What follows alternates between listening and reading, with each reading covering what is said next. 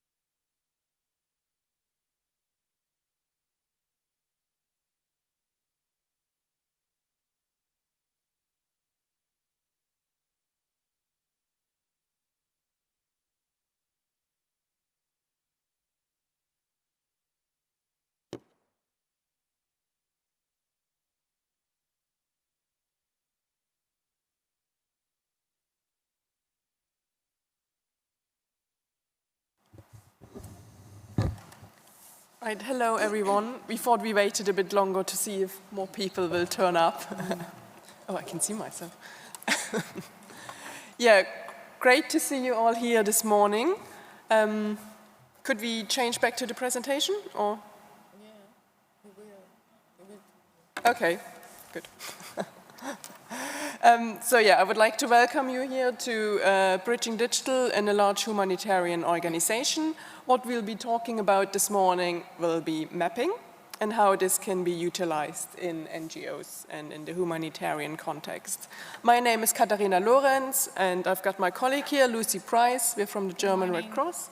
And then we've got Jeremy and Margarita from the International Federation of the Red Cross and Red Crescent Societies here with us today, this morning as well. So let's start with the presentation. Thank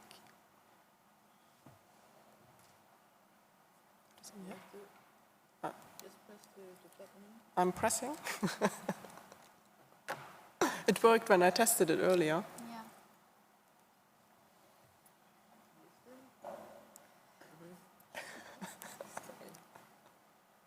Shall I try the other one, maybe?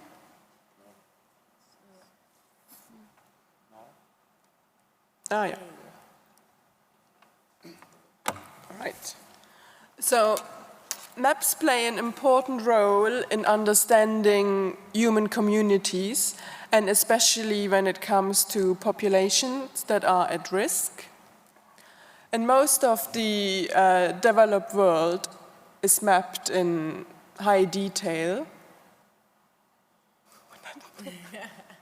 Sorry, that is confusing. That threw me a bit now. Okay, but yeah, so most of the developed world is mapped in high detail. But obviously, vulnerable areas and where populations are at risk, those maps are not available. Who of you has heard about OpenStreetMap? No? Okay, so half of the people have, half not. So let me explain OpenStreetMap to you.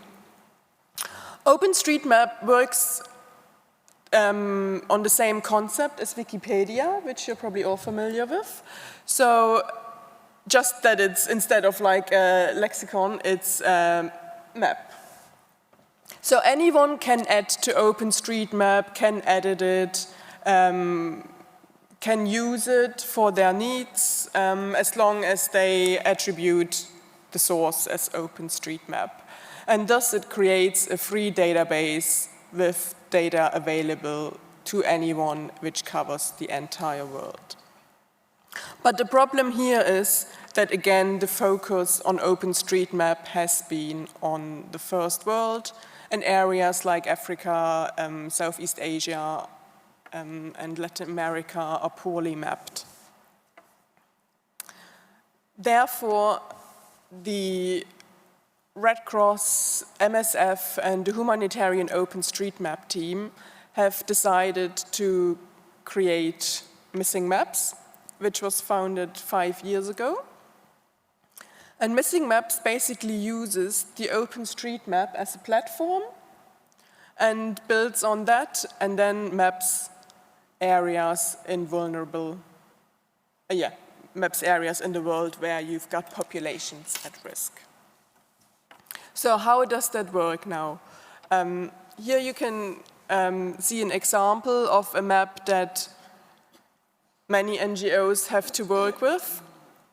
In this area, you've got a population of 80,000 people, and you can see if you've got a disaster or an epidemic outbreak, this map is very difficult to work with. You don't know anything about the connectivity, where are the population centered, so it's very difficult to plan a response. So in that scenario, Missing Maps can help you. So Missing Maps consists of 3 steps. The first step is what we call a mapathon, where remote volunteers come together and they then use satellite imagery or aerial imagery and use that to trace buildings, roads, or rivers, or even land use. And this data then automatically gets fed into OpenStreetMap. In the second step, we work together with local communities, so that can be our Red Cross volunteers in the particular country where we've got a mapping campaign. And they then go out with the map that has been created in those mapathons by remote volunteers and use those maps. It could be in a printed form, or you can put it on a mobile device or tablet, and they then go around the communities in small teams and add in additional information. For example, what's the name of a road, what's the building, is it a hospital, is it a school? Depending on the project, you might also record information about what is the structure of a building. You know, for example, if you're working in earthquake-prone areas, you might want to record, you know, is this a concrete building or is it brick, and so on. And then this information, those attributes get added back into OpenStreetMap when the volunteers come back from the field.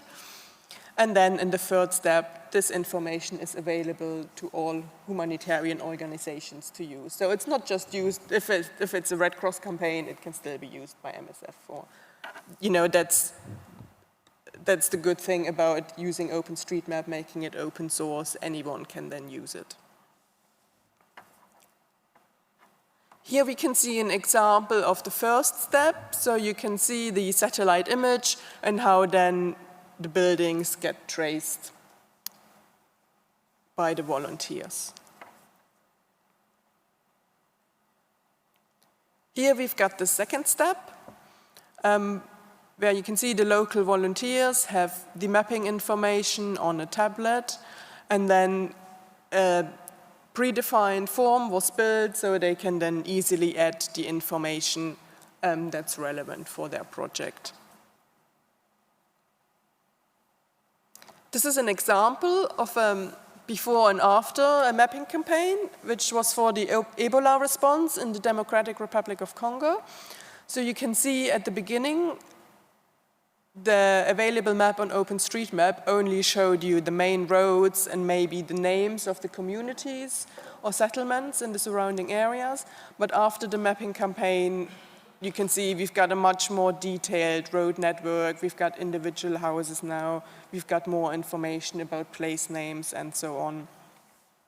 And this information was gathered by, I don't know, 400 volunteers in very quick time. You know, it didn't take very long. Normally, creating such a map in such a detail would take months, but because of the community effort, such maps can be built very quickly. Yeah, now I would like to hand over to my colleague Lucy, who will tell you a bit how this mapping information is then used in Red Cross projects. Exactly. Thanks, Katarina. So today I'm going to talk to you a bit about forecast-based financing. Is this familiar to anyone in the room? Excellent. Okay. So forecast-based financing is an approach that enables humanitarian funding for early actions based on in-depth risk analyses and impact-based mapping. And so essentially, what the goal of FBF is to anticipate disasters, prevent their impact, and reduce human suffering and losses. Please come in and have a seat. So maybe a little bit to this funny name, forecast-based financing. What does this mean exactly? Forecast-based, as you can probably infer, this is about weather forecasts. As everyone sitting in the room, as well as joining us online, knows very well, we have incredible access to data and information nowadays, and weather forecasting continues to increase in accuracy and efficiency. So forecast-based decision-making and financing. Why financing? Traditionally, with humanitarian assistance, with the weather forecast, for example, we know a cyclone is approaching 5 to 7 days. With traditional humanitarian assistance, you wait for the cyclone to make landfall, wait for the money, and then you act. With forecast-based financing, we're trying to shift and close this gap in anticipation so that we can act earlier, and we need the funds to do so. So the financing part comes into play because we've developed a financing mechanism hosted by IFRC. This is FBA by the DREF, Forecast-Based Action by the DREF. And so we're working with national societies now to enable them to act earlier. And you can access this funding by developing what's called an early action protocol. So a list of all of the actions you want to take in this short window of time before that forecast and the impact of this disaster. And with this early action protocol, it's full of roles and responsibilities, a whole plan that can be unlocked as soon as this trigger has been reached. So how do we know what early actions to include in this protocol? We know this through risk assessments. So step one, here you can see our FBF methodology on the screen here. Step one, we work together with national societies, with hydrometeorological agencies, with disaster risk management authorities, communities, researchers, scientists, in order to sit down and first assess what hazards a country faces, which regions are most exposed, and who is most vulnerable. And this is where mapping becomes instrumental. Here's an overview, first of all, of FBF. Just briefly, FBF started in 2014, so this is a very new, exciting project. And as you can see currently, now FBF is being applied to 22 countries throughout the globe, and We're tackling a range of hazards ranging from floods, cyclones, cold waves, heat waves, volcanic ash, you name it. Come in, have a seat. All right, so how does this look in practice? FBF in Vietnam began basically in 2018. So Vietnam is one of the most disaster-prone countries in the Asia-Pacific region. It's also one of the most top 5 countries affected by climate change. With increased urbanization and climate change, heat waves pose a serious hazard, a serious public health hazard, especially to urban populations. And these pockets of heat waves create an urban heat island effect, so this acutely affects people. So the unique part about this FBF Vietnam project is that we applied FBF for the first time in an urban context. So how do you know, in a very densely populated city of 16 million people, how do you know who's most vulnerable? How do you find them? Where? And so we worked, GRC, together with the Vietnamese Red Cross, the IFRC, and the Climate Center, essentially launched a very big survey called the Knowledge, Attitudes, and Practices Survey, and interviewed people in all 12 districts of Hanoi, asking questions about heat wave sensibility. You know, what do you do usually for work? Are you outside? Can you recognize symptoms of heat stroke to gauge sensibility? And they combine this with mapping. So in order to tackle these questions and really figure out the impact of a heat wave, so not a heat wave itself, but the consequences of what it can do, you have to look at vulnerability. So as an outcome of this study, it was clear then that those most vulnerable are children under 5 years old, the elderly over 60, as well as people with chronic illnesses, diseases, and disabilities. And then they mapped exposure, so looking at who's most exposed during a heat wave phenomenon. And these are people with living in mostly poor housing conditions, informal housing conditions, with little to no access to air conditioning or cooling devices. And then, of course, they layered the hazard itself onto this map. So looking at urban heat island effects and taking satellite images and pinpointing using land surface temperatures these extreme pockets of heat within the city.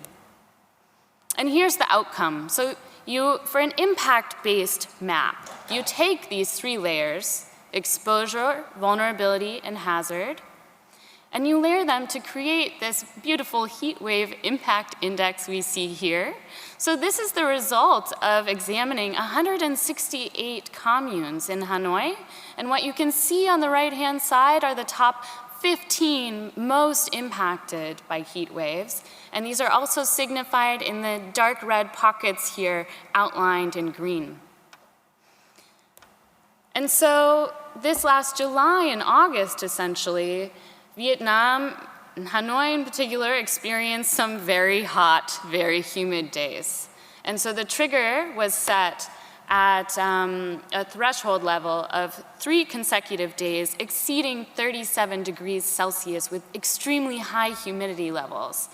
And using OpenStreetMaps and this impact-based map, the Vietnamese Red Cross was immediately able to then target those most vulnerable pockets of the city and open up cooling centers, as well as have mobile cooling buses to provide first aid, water, and resting opportunities for over 3,000 visitors. And this is just a simulation, so the Vietnamese Red Cross, they're continuing to fine-tune their early actions for their early action protocol. And so this will also expand then to further measures, for example, to address shelter retrofits in these cases. So that's just one example of how the German Red Cross, IFRC, and Climate Center, and all of our national societies are using the power of open street mapping and missing maps in order to better assist those most vulnerable. Now I'll hand this over to my colleagues. The IFRC could give a little introduction in terms of how you're applying OSM missing maps to your work. Hello, everyone. Thank you for the introduction. My name is Margarita, and I work in the National Society Development Department at the Secretariat in Geneva. I'm here to share some of the things or the projects that we are doing in terms of data literacy, how to improve data literacy skills in our volunteers. We believe that it's important for them to also have the skills and the competencies necessary to use all this new technology, and we are working really hard on that. The data literacy program started 3 years ago with Heather Leeson. She's our data literacy coordinator, and she has been putting into place a series of strategies and projects. One of them is using e-learning to help to support our volunteers to get more competencies in terms of data literacy. And right now we are working with Microsoft in developing a program called Excel Around the World. And basically what we did is that we created e-learning courses to help our volunteers to improve their skills using Excel. So through this e-learning course, that is available right now in English, French, and Spanish. Volunteers can freely, online, register, go through the content, and after the course, they will be able to get the Microsoft certification in Excel. So we believe that these skills are really useful, and they can go back to their communities and help their national society to develop volunteers databases, continue working on data collection projects. So definitely having these skills will improve the work that they do in the community for emergency response. Right now we have at least 200 volunteers taking this online course, and we are excited and hoping that for next year we will have the capability to have more volunteers taking the course in other languages, because we want to make sure that we reach out to the different countries, and even in local languages, that they will have the material and the content necessary to develop their skills. Another project in which I have been working closely with Heather is an introductory course about data literacy for volunteers. This is going to be launched this month, actually, and some of the topics that we are covering in this e-learning course is introduction to data literacy, why data literacy matters to our volunteers, data analysis, tools for data collection, data visualization, and most importantly, how to use data for decision making. So we are very excited about this course that we are doing actually in coordination with also Microsoft and 510, and it will be launched in different languages as well. And the idea is that we continue developing competencies and skills so volunteers can be more data literacy and support their national societies and the work they do in the communities. So these are some of the activities that we are doing, and hopefully we will continue to help our national societies to become more data literacy and improve digital transformation around the world. Now I will pass the word to Jeremy. Hello, everyone. Jeremy Mortimer. I also work in the National Society Development Unit in Geneva with Margarita. And my particular area of focus is core institutional ICT capacities in our national societies. So we're getting progressively more general, and I don't have all that much to add in this context, but we'll come back to mapping in a minute. I would just observe that in an international network with approaching 14 million volunteers in 190 odd countries in the world, very much of the work that we do is in reasonably highly resourced or medium resourced contexts, where there is good connectivity, where our volunteers all have mobile phones. But there are nonetheless many countries in the world where we also work and where in some cases communities are particularly vulnerable, particularly vulnerable to natural disasters, for example, where access to technology and connectivity is very, very limited. And that may also go for the national societies in those countries. There are problems of connectivity, there are problems of resources, there are problems of skills, and this is the area that I look at. In the context of mapping, the fact that the International Red Cross Red Crescent movement is a volunteer-based organization it gets a new focus because areas of vulnerability, even if they're not connected themselves, can be mapped by people no matter where they are in the world. And that is an essential feature of missing maps.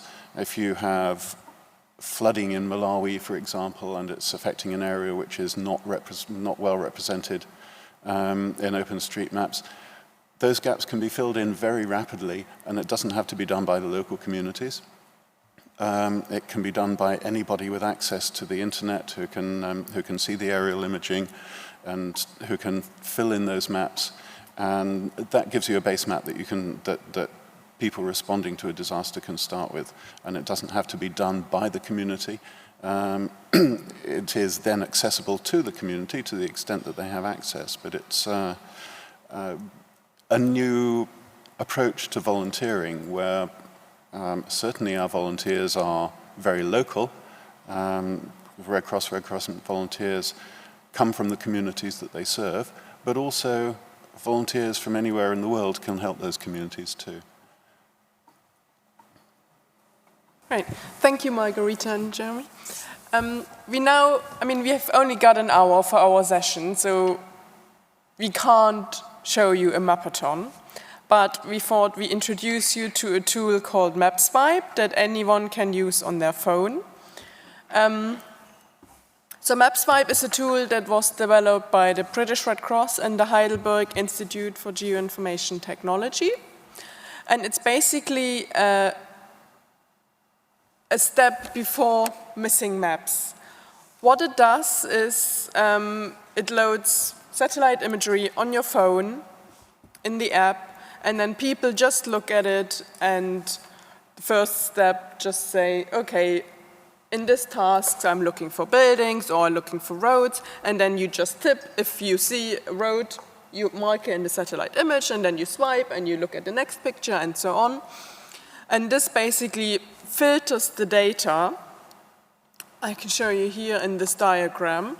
So instead of putting like a massive area onto the tasking manager, which is used for missing maps, you already filter out those areas where you know for sure that there are no buildings or there are no roads or any other infrastructure. So then your missing maps campaign is much more efficient, and the volunteers and the remote volunteers just spend their time digitizing instead of having to look through, oh, where are actually those features that we are interested in. So I now would like to invite you to use your phone, go on the App Store or what the equivalent is for iPhone. Oh, that's the App Store, Google Play and App Store, yeah. And just look for MapSwipe and download the app.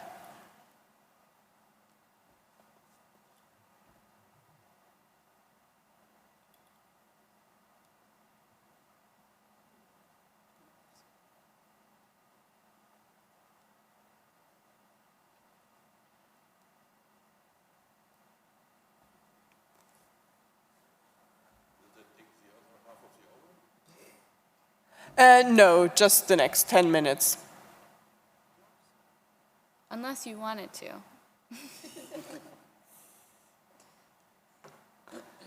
So once you've downloaded it, you then need to sign up.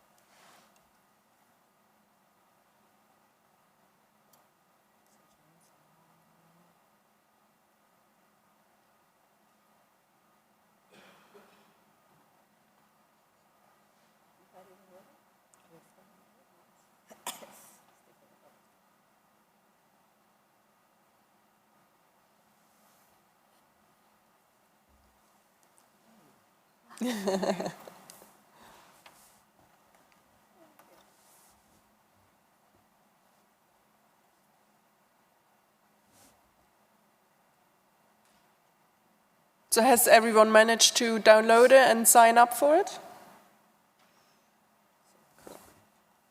Great.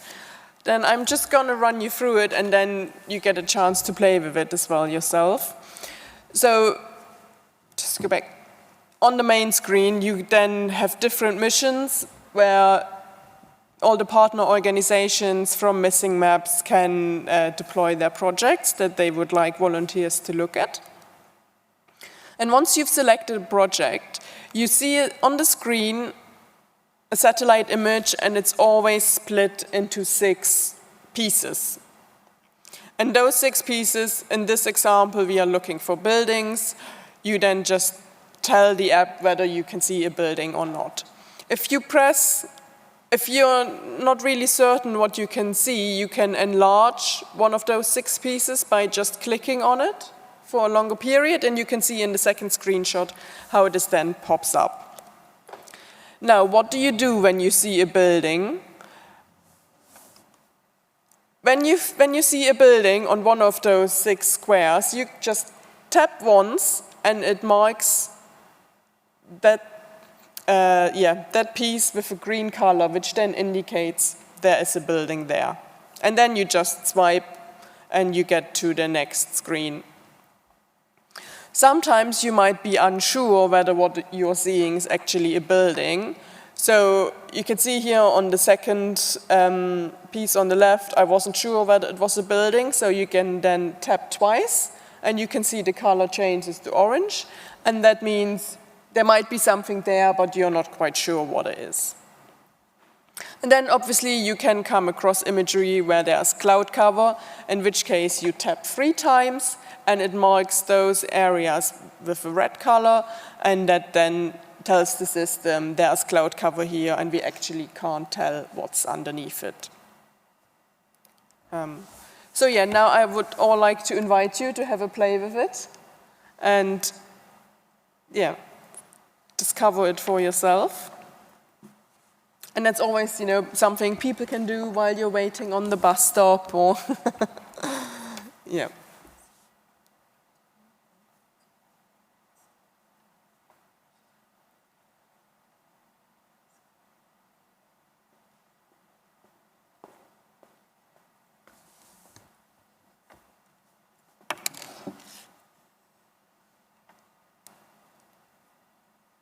Maybe we can share. Share what?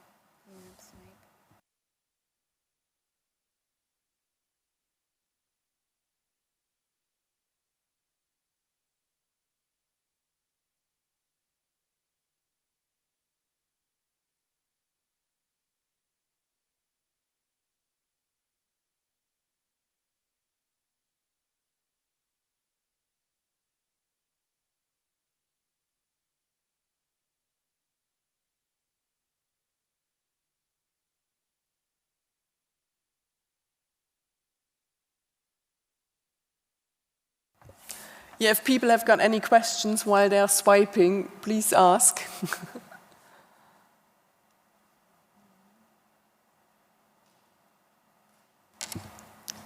So it's a question, maybe not less on the maps, but so my name is Angela Kastner. I'm from the Digital Impact Alliance. So we are a program that sits with the UN Foundation. And one of the areas I'm looking at in particular is the procurement and financing of digital. That's why I'm very interested in this financing model you mentioned, and I believe the Red Cross has been quite innovative in some of the approaches you've taken, because of course the donors will quite often drive what you can and can't do. So a couple of questions. Can you tell me a little bit more? So you have your forecast-based funding program, which I think is excellent because it gives you the money when you need it.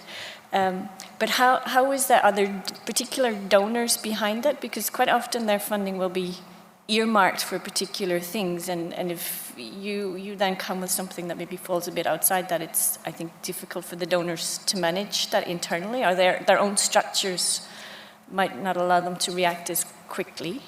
And then my second question is, I'm interested, you have Médecins Sans Frontières, Red Cross, it seems like you've, for this program, been able to pull together a nice collaboration and coalition.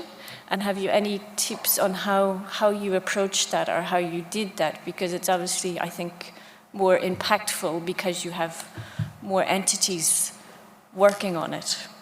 So any lessons learned from how you've set that up or established that, or was it just through, you started it and others came and were interested? I will maybe then just first answer the question regarding the financing mechanism. So this is still donor-driven. This is basically, I don't know if you're familiar with the DREF. The DREF is the Disaster Relief Emergency Fund. And so classically, I mean, this is instrumental in the case of a disaster. You submit an appeal to IFRC, and this DREF is unlocked, essentially. And now we have a whole segment, a new segment of the DREF, FBA, Forecast-Based Action, by the DREF, which is specifically set aside for anticipation, so for these early actions. And they're not, I mean, it's quite flexible, per se, so, and that's because of the early action protocol. And this is driven by national societies, by communities, by all of the organizations we work with in the process of formulating this protocol. And so this is something chosen by them with a series of early actions, roles and responsibilities, budget. There's also funding specifically for preparedness and readiness, as well as the activation costs. And each early action protocol, this funding, once it's approved by the validation committee in Geneva, this funding is basically guaranteed for 5 years because the trigger might not be reached within a year or two. So it's guaranteed for 5 years, set aside for all 191 national societies that submit an EAP that have that approved. Okay, I'll take your second question. I think using open source tools, open data always helps. I mean, Missing Maps was founded by 4 organizations, and now after 5 years, it has grown to 18. And yeah, given that the approach was, from the start, very collaboratively, it just made it very easy. But obviously we do have our problems as well, which is funding, funding development of software tools is not as sexy as, providing disaster relief, so we do have problems there. But the working together, and how all the different organizations are using it, or maybe even using it in same countries, in similar areas, that tends to be fairly easy, than the way the different actors can talk to each other and liaise between each other in the different mapping campaigns. Yeah? My name is Horst Kremers. I'm information scientist, and I work with disaster risk reduction organizations, national, European, and with UNDRR, I appreciate very much this free and open crowdsourcing geoinformation that you do.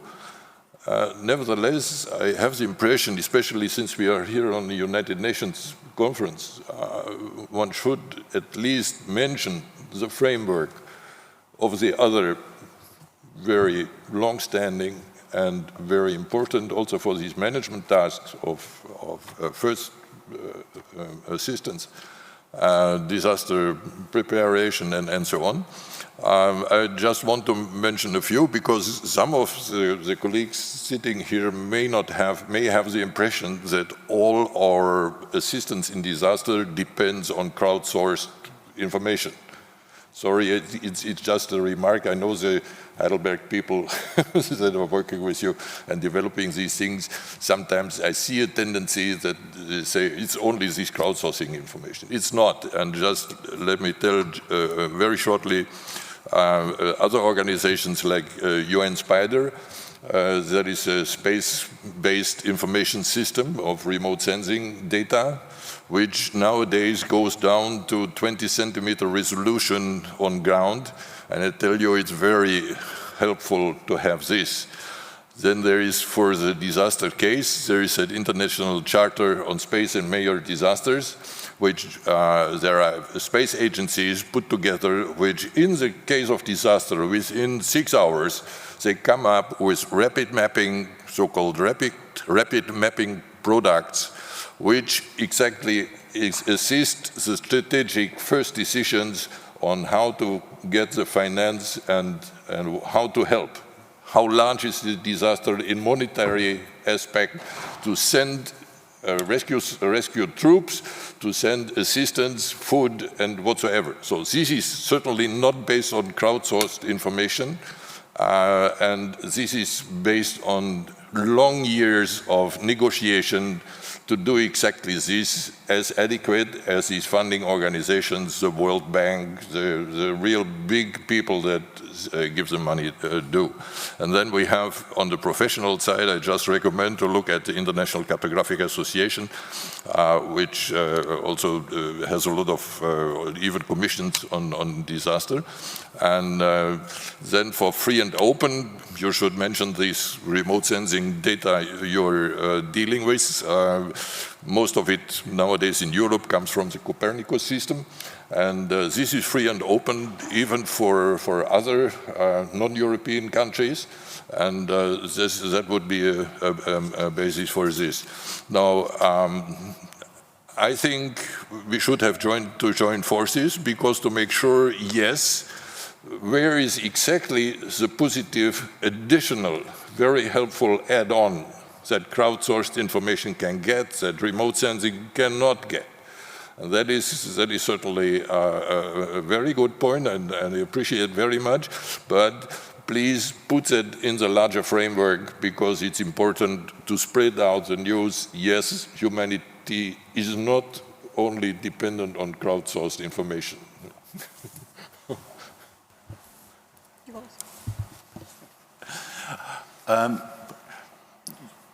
You're absolutely right about that. You'll have noticed that the Missing Maps project depends on aerial imagery, and the aerial imagery is certainly not crowdsourced. Where the Missing Maps project and crowdsourcing adds value is that it enables the humanitarian community and volunteers connected to the humanitarian community to fill in gaps very quickly where there's an immediate humanitarian need. I suppose it's conceivable that that level of mapping down to the building level, particularly in rural communities, might fairly rapidly be done by artificial intelligence tools. But for the time being, the contribution of a group of volunteers rapidly filling in a map where there's a humanitarian need is very important.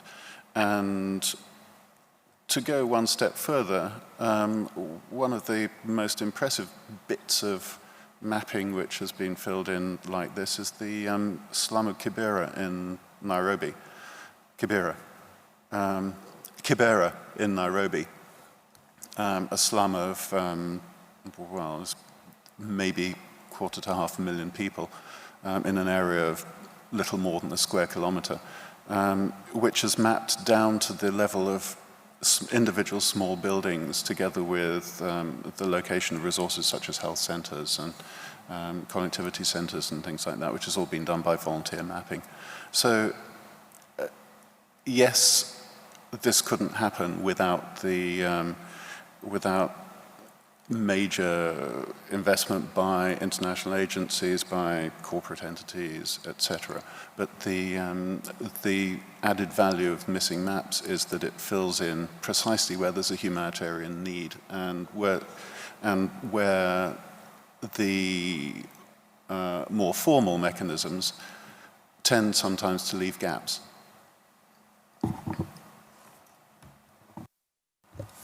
Thank you, Mr. Kramer. Thank you, Jeremy. We now would like to use the last quarter of an hour to put questions to you. If we could switch back to the presentation, please.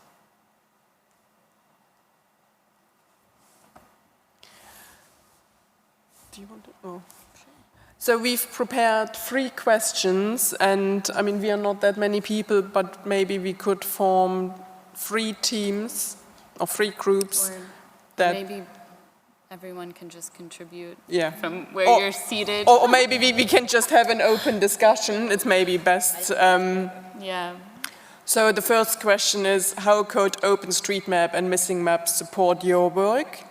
And then how could your organization support OpenStreetMap and Missing Maps? And the last one, what partnerships could be applied to scale OpenStreetMap and Missing Maps? So we really would welcome your thoughts on this, and you're all invited to contribute to this discussion.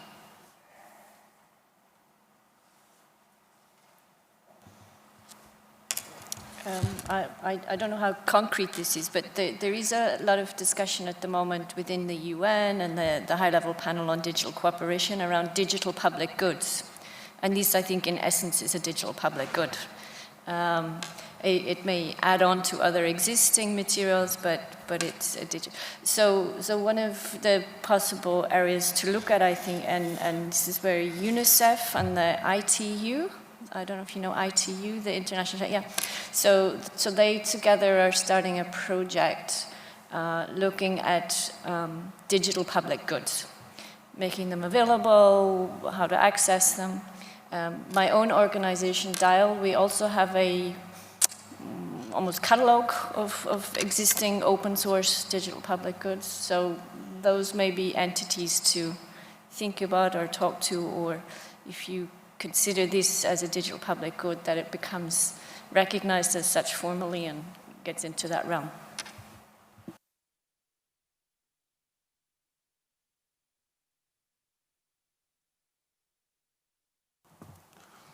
I personally see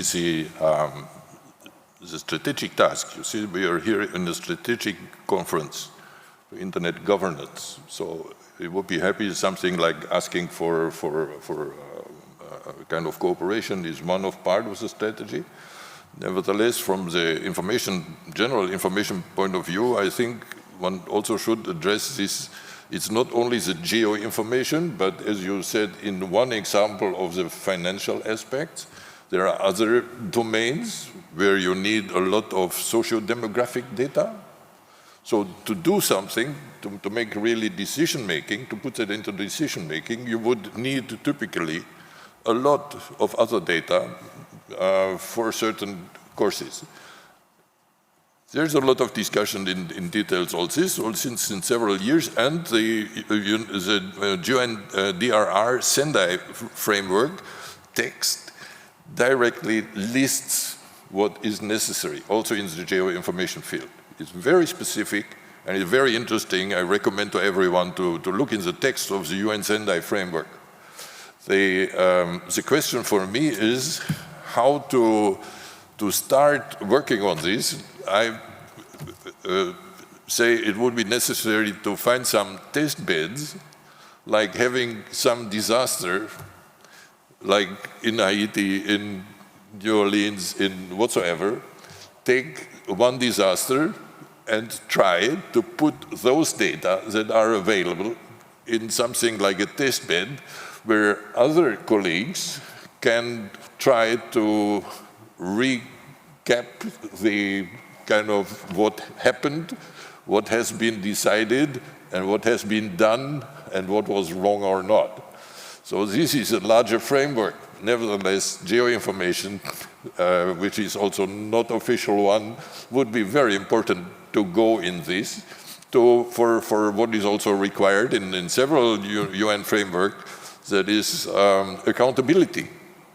So geoinformation and accountability, that will be something where I say, yes, it would be some strategic point where we say, how can it assist?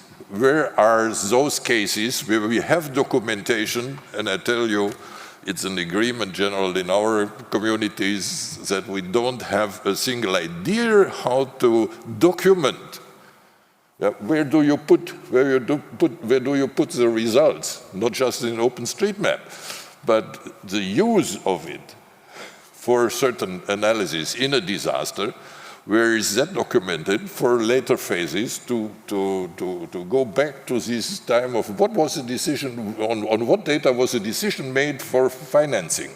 Because also in financing there is a lot of things that go wrong. And the question is, and society would be interested to see on what type of information was that decision for financing made. That is accountability. And that would be something that we really would appreciate very much, and all the several UN frameworks texts now require accountability. I think that's a very good point, to the extent that humanitarian response is increasingly based on data sets rather than a sort of rule of thumb or an assessment written on paper.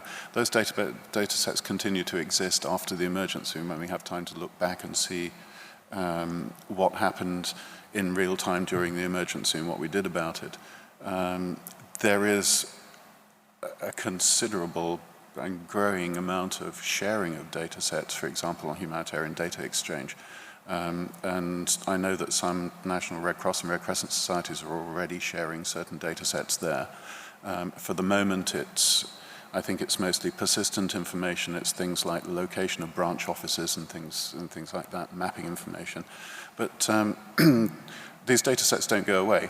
And the data sets, even generated rapidly during emergency response, they don't go away either. So I think you're absolutely right. We can, at a later stage, go back and see, what did we do? Was it the best thing we could have done?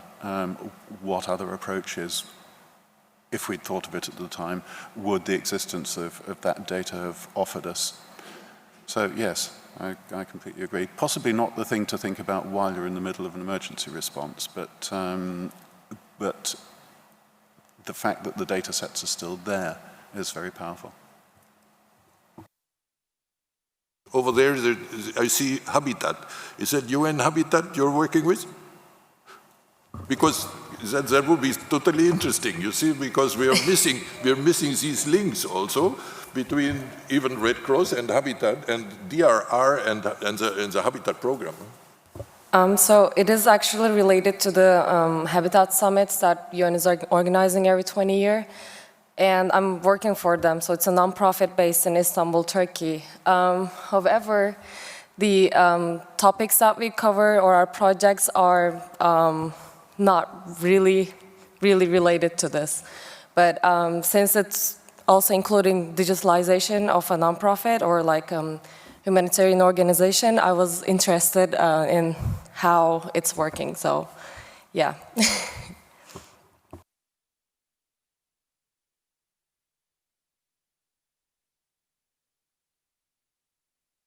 Yeah, we are looking for urban heat waves. Well, this is a big topic or something, or flooding, urban flooding, or urban sustainable development in general. And all these UN sub-organizations, they work obviously sometimes in parallel.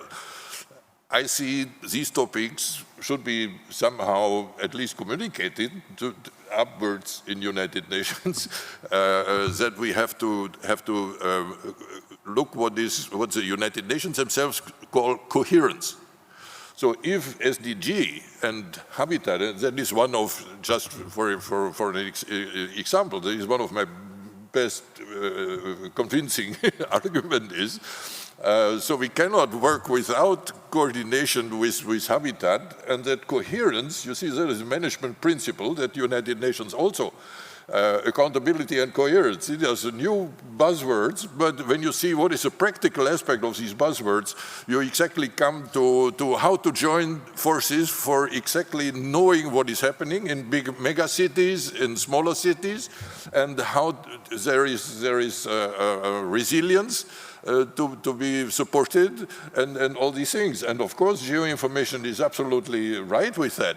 But since we do not have all the locations of all the actors and all the resources that we have in urban domain, then we have to make joint forces that what habitat needs also should be available and be coordinated in the same way, and not do it in parallel, please.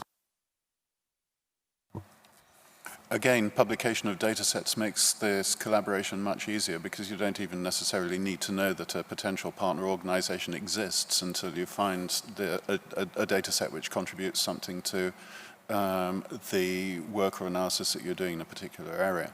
So, you know, if Habitat publishes a data set on a particular area which I'm interested in and doing either current or retrospective work on, and I find that data set, then I know that Habitat are working there too and are contributing to building a better overview of the situation, which will help us as well.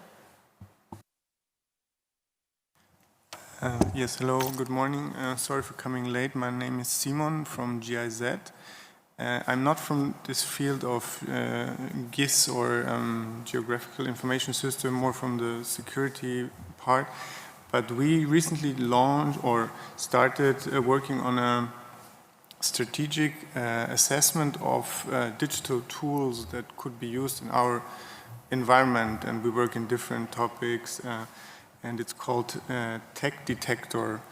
And I could put you in contact with our colleagues that work on this, because it might be interesting to include your tool and exchange with them. So it's an open tool for everybody, but especially also for our surrounding, to see that people, whatever their issue is, to check whether this could, if they find some tech solution that might fit. And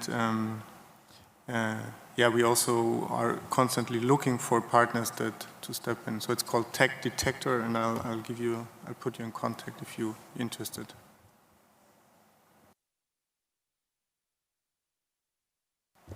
Just thanks everyone for your contribution. We are nearly at the end of our session now. So I don't know if there are any more questions from the audience. Yes? I was actually looking through your website while this whole discussion was going on, and I was trying to find out about what countries or regions are part of this project, because I'm not sure if like Turkey is a part of it, because if it's not, maybe when I go back I can look maybe some ways to also be a part of it. Thanks. Do you mean now the Missing Maps website? Yeah, the whole application of Missing Maps. Yeah. So Missing Maps is a community of several organizations. So you've got loads of Red Cross societies, you've got MSF, but then you've also got research organizations like the HIGIT, you've got other humanitarian actors like Car2NG or Map Action. And anyone is free to join. So if there is, you know, a particular organization in Turkey you could think of that would be, you know, suitable and that has interest and would benefit from using those data, they could then, you know, approach Missing Maps and seek to join them. Or you could also approach the humanitarian OpenStreetMap team. So if Turkey works in areas which aren't particularly mapped to a high detail, they could also just maybe try out and collaborate with HOT and work on a task to see if it, you know, would actually benefit them or. I think one organisation in Turkey which obviously might be interested is Kizile, the Turkish Red Crescent. Yeah. As far as I know, nobody from Turkish Red Crescent is here, but we could certainly ensure that they know about this. And obviously, I mean, they're very technically sophisticated. I'm sure they will be able to organize mapathons and things themselves if they wanted to.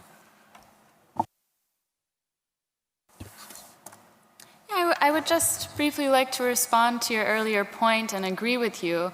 Coherence, accountability, collaboration, and the support and linking to global frameworks like the SDGs and Sendai are, of course, key to continuing to really move as a movement, not only within the Red Cross, Red Crescent, but beyond that, with all of our partners doing such amazing work. And you listed so many. The wealth and breadth of initiatives and action is really impressive.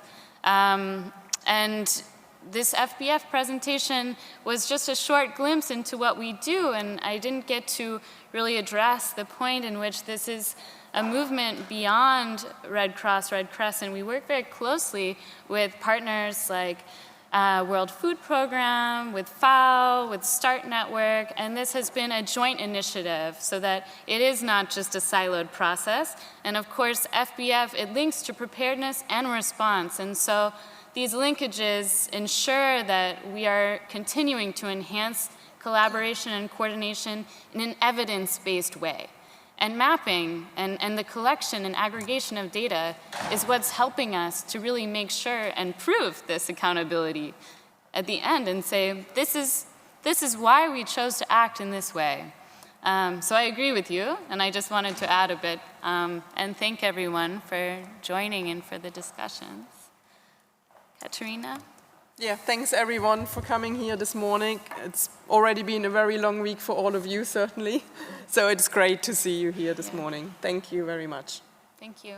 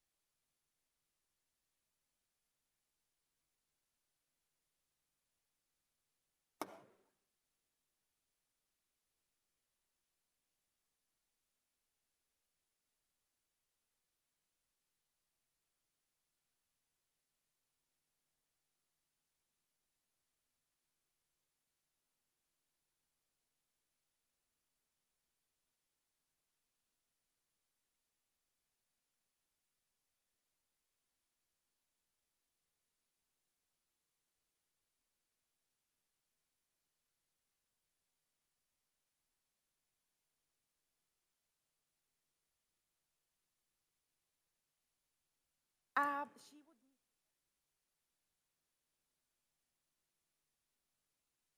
Yeah, thank you so much.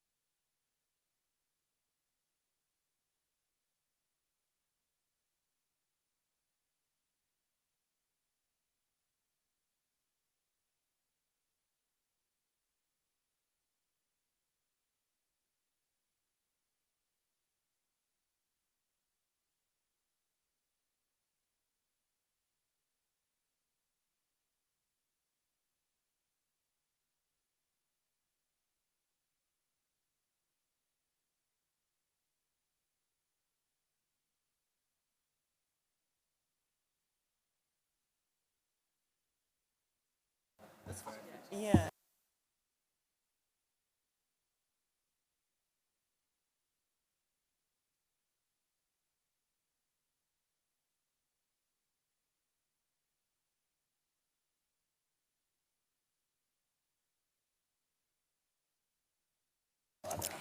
Good morning, everyone. I hope you can hear me. Thank you so much for joining us here today. My name is Tamara Dancheva, and I'm an International Relations Manager with GSMA. As you would note from the title of this session, we are here today at this open forum to discuss digital gender equality, and in particular, the activities of the Equals Research Group, which is currently led by the UN University Center on Computing and Society. And in today's session, we are going to look closely into some of the main outcomes of the Equals Research Group 2019 report, taking stock, which discusses data and evidence on gender equality in the digital access, skills, and leadership categories. For those of you who are not familiar with Equals, Equals is a global partnership which was co-founded in 2016 by GSMA, UN Women, ITU, ITC, and UN University to bridge the digital gender gap. And currently, Equals has over 90 partners who work on various different issues. And here today, we have some of our colleagues who have either partnered with Equals or members of Equals to discuss their own research and their own contributions under those various categories on digital gender equality. And really, how can we bridge this gap? And what are the challenges that we currently face?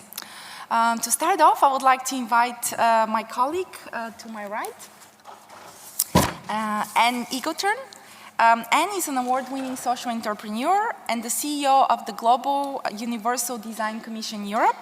She's recognized by the UN as a leading innovator in universal design of ICT, and she's also serving currently on the board of directors for gender equality in technology, which is a student organization at Oslo Metropolitan University. And over to you. Thank you for that introduction.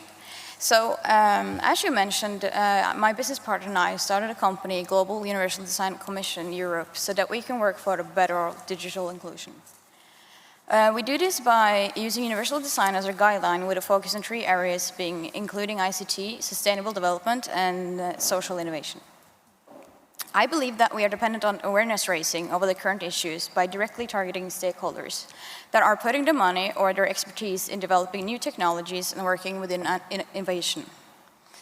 We need to make sure that they are informed so that we can make educated decisions while developing ICT solutions, also considering the 2 different genders. Gendered aspect of technology design is that technology usually ends up having a gender, being male, because there are so many male developers out there and so few female. I think that we could see a world where all genders are better included if we also have more female and women developers. I also think that increasing the ratio of stakeholders that are women would also help us also create a better equality. Just because you as a stakeholder usually take decisions based on your point of view. And if you only have male stakeholders, how are we going to get the female view and the women insight into that? I also think that if you are a male stakeholder and you are in a really male-dominated group, asking for advice from experts will also include the other point of view. So that way we can avoid making the same mistakes over and over again and then ending up in an evil circle. I also want to bring in a bit about the insight that I have from being a student within the field of ICT for the past 3 years, being a woman. I have heard many strange statements over these years and rumors from different people undertaking bachelor degrees. One of those remarks was, the first day of school, make sure you partner with males in your group work or else your project will suffer. And that's not a really cool thing to get told to you when you start a new field of study and you're really invested in doing something good. Another time I heard that a new graduate experienced that new female employees were sent to an introduction course, whereas their male counterparts could just start right away programming. I've also had a supervisor from a competing team during a hackathon looking over my shoulder, asking quite condescendingly if I needed help with that. My victory, though, was that I won the hackathon, so I kind of thought that was a bit fun, and it was a way of showing that I don't really need that much help. What I feel that I've lacked during my studies, and which is a cultural problem, is having women and female professors as role models. And I know that this is something many organizations work on improving in Norway. Every year, female students, engineers, and scientists go on a promotion tour to show girls in high school that technology is not just a career path for men. The initiative is created and supported by NHO, which is the Confederation of Norwegian Enterprise. Results from the university where I study shows that more women are actually taking and pursuing degrees within STEM fields. But still the question remains, how many of these women are actually finishing up their degrees? Even though we have higher degrees of applicants, how many are actually contributing and following through? I also think that how many of them ends up in a job being related to their initial professional choice and the numbers towards that. One way that we are addressing this issue at AlsoMet is by creating a student organization within gender equality in technology. What we want to do is to create a clear picture of those who stay on the paths towards a professional career within ICT and the reasons for why others drop out. We would also like to open a dialogue with the administration of the university because we believe that it is a topic that they as a stakeholder would be interested in knowing more about. It is hard to know what kind of interventions or measures we can do if we don't have a better understanding of the underlying problem. I also believe that there are two pipelines issued that we might be able to look into directly, which is childhood and upbringing. I feel that a lot of my female friends and women look at their female role models and end up taking and pursuing the same careers as them. And also being told that, well, you can't do math and STEM and all that because it's hard. But we do have the qualities and there shouldn't be a barrier there, but I think there is. Also, access to jobs after pursuing a degree within STEM is a topic that I think we need to look more into, just because that women that goes into STEM often struggles to get related employment because a lot of the people that employ people are men. In addition to that, I also think that making sure that you have equal job opportunities as your male counterparts is crucial, because having the same job and getting an unequal pay is not cool.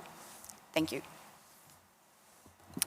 Thank you, and this was very insightful, particularly because, of course, you have experienced personally some of the barriers, and I think that emphasizes the importance of addressing socio-cultural barriers to digital gender equality, because we know that, of course, what happens in society is reflected, of course, in industries and in what, of course, we do overall, and, of course, it transposes into the digital space as well, which is, of course, why we are here today. So thank you so much, and, of course, I look forward to kind of engaging with the audience and yourself in a bit. I would also now like to introduce our second speaker this session. To my left, Ruchia Stewart. She has a PhD and is currently a senior program officer with the Networked Economies team at the International Development Research Center in the Technology and Innovation Program. She oversees a portfolio of research on digital governance in the Global South, focusing on human rights, gender equality, cybersecurity, open development, data analytics, and artificial intelligence. Ruchia, over to you. Thanks very much for the introduction. Yes, so what I'm going to do, so International Development Research Center, IDRC, we focus on research around what we might term the Global South, for lack of a more concise term. And one of our main things that we support is research to policy. So we try to seed and help support research ecosystems in a range of topics having to do with ICTs and information communication technology. So I've been spearheading among the team of people that I work with a digital gender equality portfolio. And one of our main interventions with the Equals Partnership was through our after access research with Research ICT Africa, Learn Asia, and DIRSI in Latin America. It's a household survey project that shows it's the demand side of ICT access and use, And it's incredibly powerful research because it's statistically significant for the countries that they do the research in, and it's gender disaggregated. And you can read their findings in the report that came out in March, and it's it's excellent work. And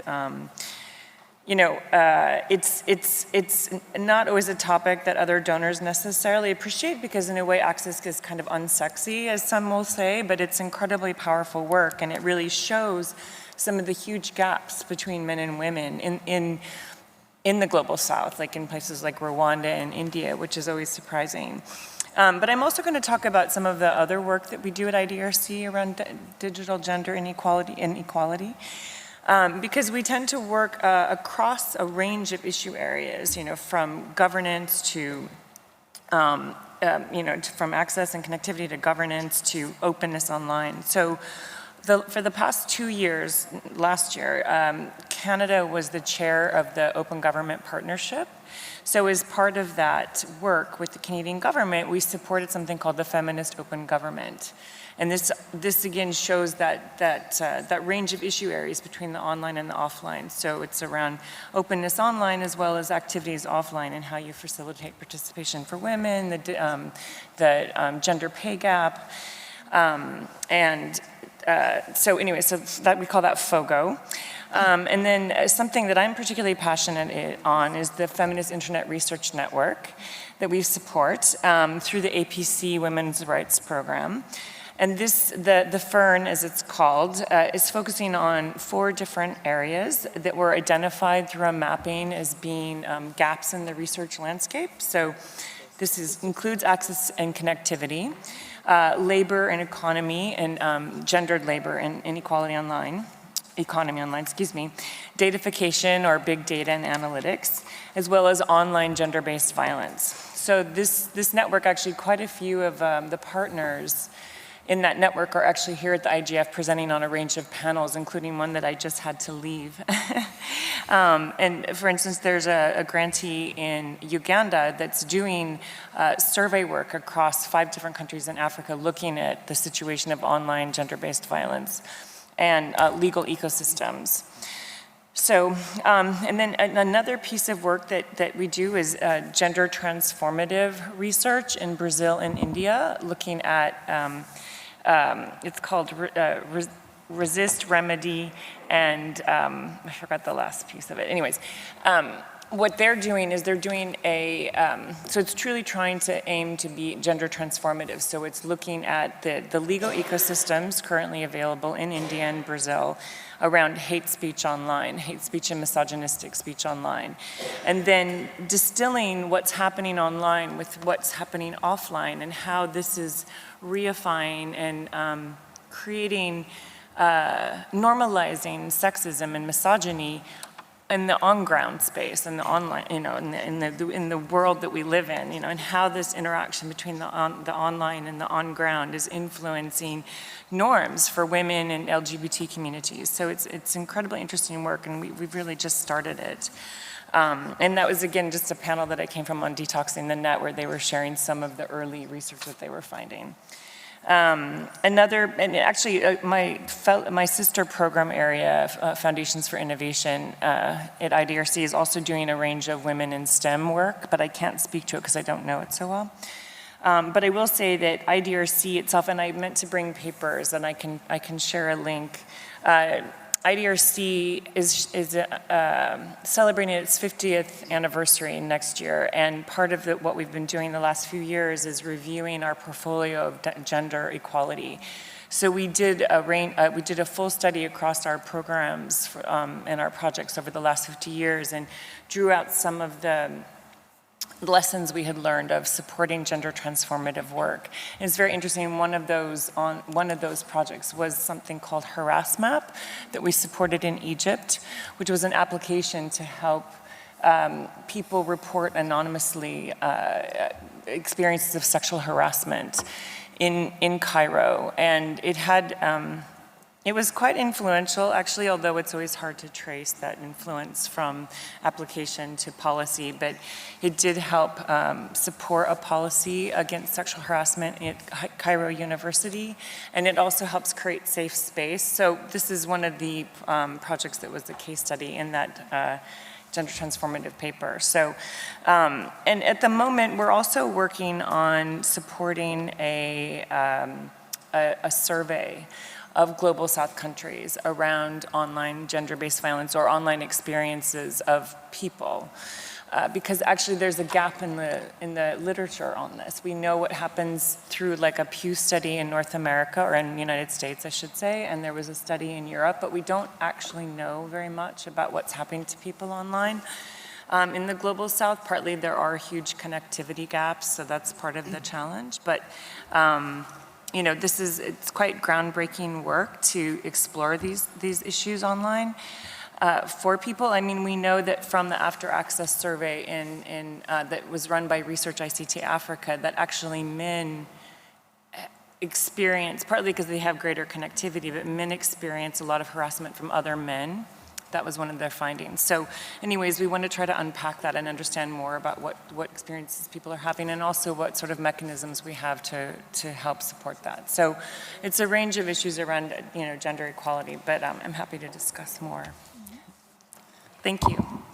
Thank you so much, Ruhia. I think you also underline a very important point. I think we very often don't necessarily make the link between physical and online violence, but that link very much exists, and it unfortunately it further reaffirms you know, the gender discrimination and bias that exists.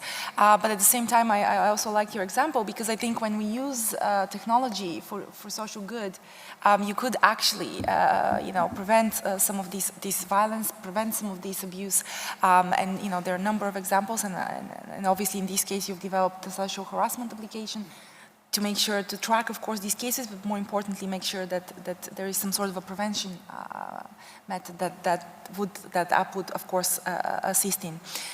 So I think again we should keep this in mind when we discuss later on, because of course, you know, as long as there is a careful balance, I think technology can serve to actually promote gender equality and not necessarily hamper it. And now I would like to give the floor to our third panelist for today, Daniel Cardefeld-Winter. Daniel leads UNICEF's research program on children and digital technologies at the Office of Research.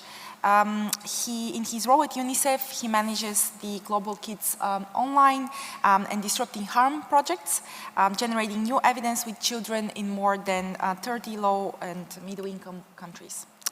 Over to you, Daniel. Thank you very much. I'm glad to be here, not only because I personally find the topic of gender inequality very important, but also because UNICEF as an organization has this as a really critical issue.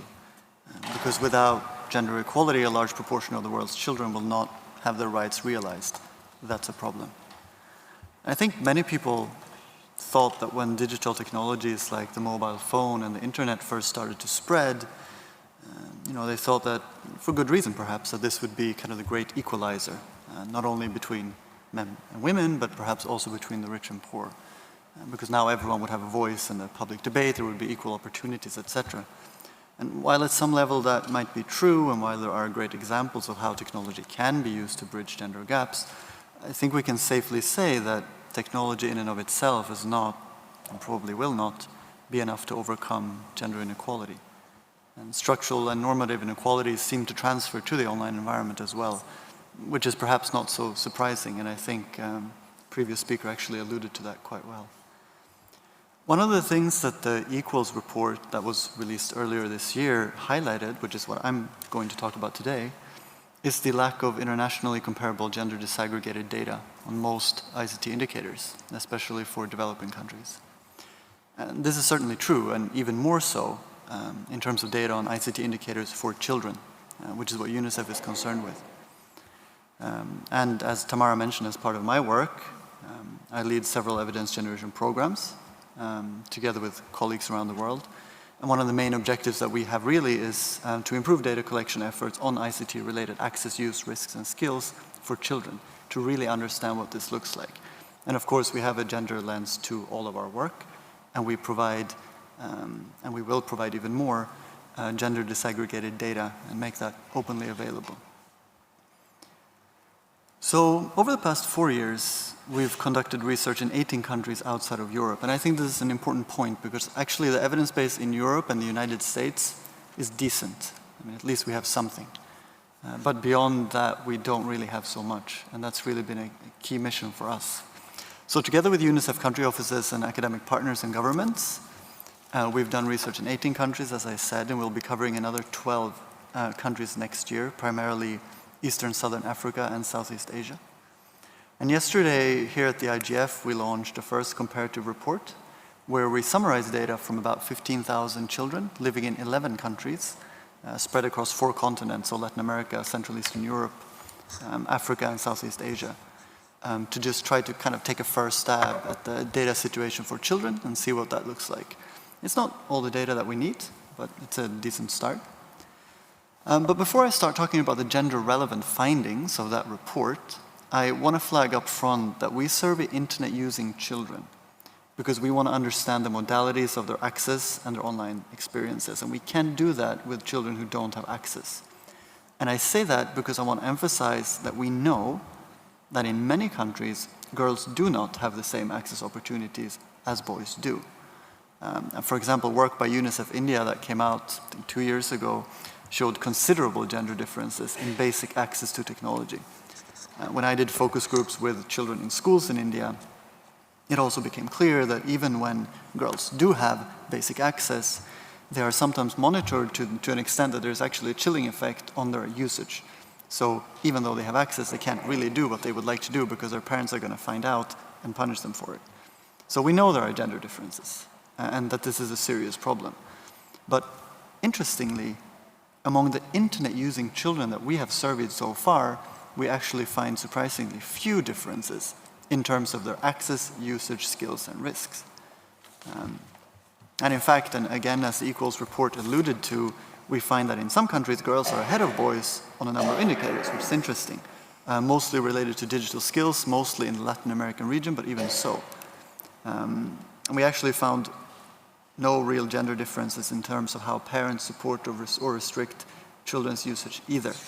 And all of this came as a surprise to us. In the full report that is available on our website, we have a lot of data gender disaggregated, but you will see almost no gender differences. Very curious. So it's a bit puzzling to us, but I can think of several explanations for this. One is that our questions are not precise enough to capture existing inequalities in terms of usage dynamics.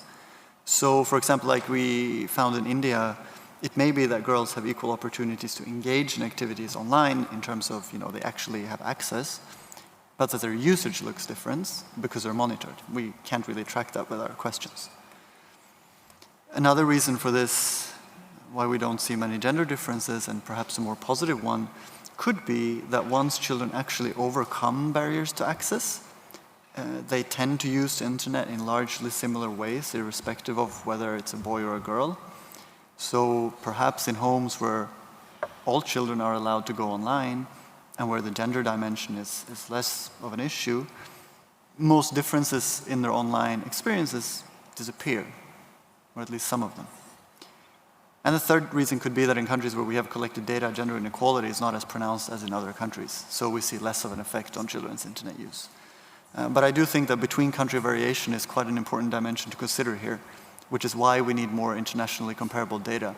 Because once we have data from countries that are very, very different, also in terms of structural issues and gender norms, we're going to be able to trace differences in ICT-related gender inequality to a much greater extent. Interestingly, the one indicator where we do see considerable gender differences is when we ask children how often they play online games, where boys across the board seem to play more than girls. This is not to say that girls don't play games, and I want to be very clear about that.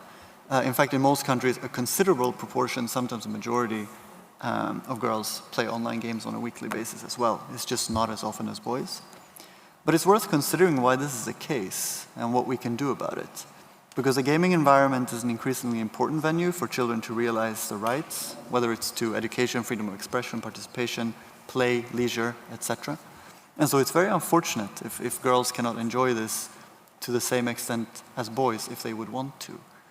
And this past Tuesday, in fact, here at the IGF, we had a panel with the Dynamic Coalition on Child Online Safety, where some of the panelists raised the issue of harassment and sexism in the online gaming environment, which tends to more frequently target women and girls. And it's entirely possible that the gender difference we observe with respect to participation in online games is due to the fact that harmful gender norms and behaviors transfer to the online gaming environment and actually making it a more hostile place for women and girls. And this is something that UNICEF is going to observe in more detail and hopefully try to find some opportunities to address. Thank you. Thank you, Daniel. This is actually a fascinating research because indeed your findings are contrary to what we would expect. So I think it's definitely provides an opportunity for further research, food for thought, and raising the right questions. To start off, of course, this discussion, I would like to open up the floor to all of you for questions. But before I do that, I thought it would be actually very useful to draw your attention to some of the key findings from the Taking Data and Stock report, because we are here today to discuss that. And we've seen, of course, some also very interesting research stemming from some of the colleagues who presented here. And I cannot find actually a better opportunity to discuss this than now, because as you know, next year marks the 25th anniversary of the Beijing Platform and Declaration for Action. So I think our discussions here are very timely, because often I find that digital inclusion somehow is not considered as serious enough in terms of a factor when we discuss women's empowerment, right? And I think it's actually crucial.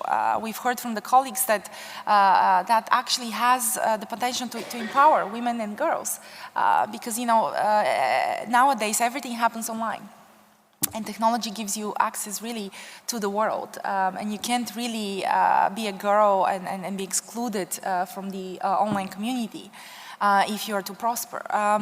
So I personally found some of the statistics in the report quite alarming and quite staggering, and I would like to actually start the debate with that. When it comes to access, and Daniel pointed this out, we can see currently that, and this is actually something that our colleagues from GSMA in our Global Gender Gap Report pointed out to. There are currently 184 million fewer women than men who have access to a mobile phone, and there are 324 million fewer women than men who actually have access to the mobile internet. Now just think about that. There are only also 35% of women globally who study STEM subjects, and the majority of them actually are a subject that don't necessarily focus on applied sciences. And there are less than 35% of women globally who are ICT professionals. I personally find this very worrisome as a woman, of course, in this sector, but I think we can all agree that we can do better. So with that, I would like to open the floor for any questions to our panelists, and of course to further discuss some of the issues that came from our discussions. And Daniel, I liked what you said, that technology alone is actually not enough to overcome the digital gender divide or the gender divide in general. So what can we do more? How can we overcome these social, cultural barriers and engage different stakeholders to actually resolve these gaps? So I open the floor now to questions.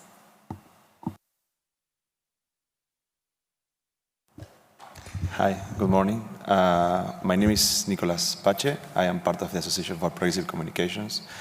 I'm happy to see IDRC in the panel and hear about FIRM, because in that way I have to say less things. I just wanted to bring your attention to another IDRC-funded research that we conducted last year. That was around bottom-up connectivity strategies that is related to, that the study specifically was run around 14 connectivity projects around 3 continents or 3 areas, Latin America, Asia Pacific and Africa, and showed specifically the gender gaps in relation to connectivity, and a very good amount of takeaways and reflections about how they can be breached. So I just don't want to take too much time on that. It's just if you go to APC website or IDRC website, you will find the research there, and we can continue the conversation in that topic in particular. Thank you. Thank you, and indeed, I was actually at the session that you ran yesterday, or the day before, I should say, which was indeed very interesting. But again, maybe if you don't have a question, then I would pose the question to my colleagues. How do we overcome these barriers, and what can we do actually to make sure that women and girls are not consistently left behind? Because while we know that connectivity is spreading quickly, it's not spreading equally. So how can we actually resolve this?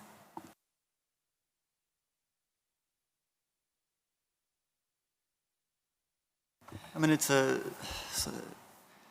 I don't know if this is a satisfying answer, but I think clearly it is a structural issue, and it's an issue around norms. I think we all know that.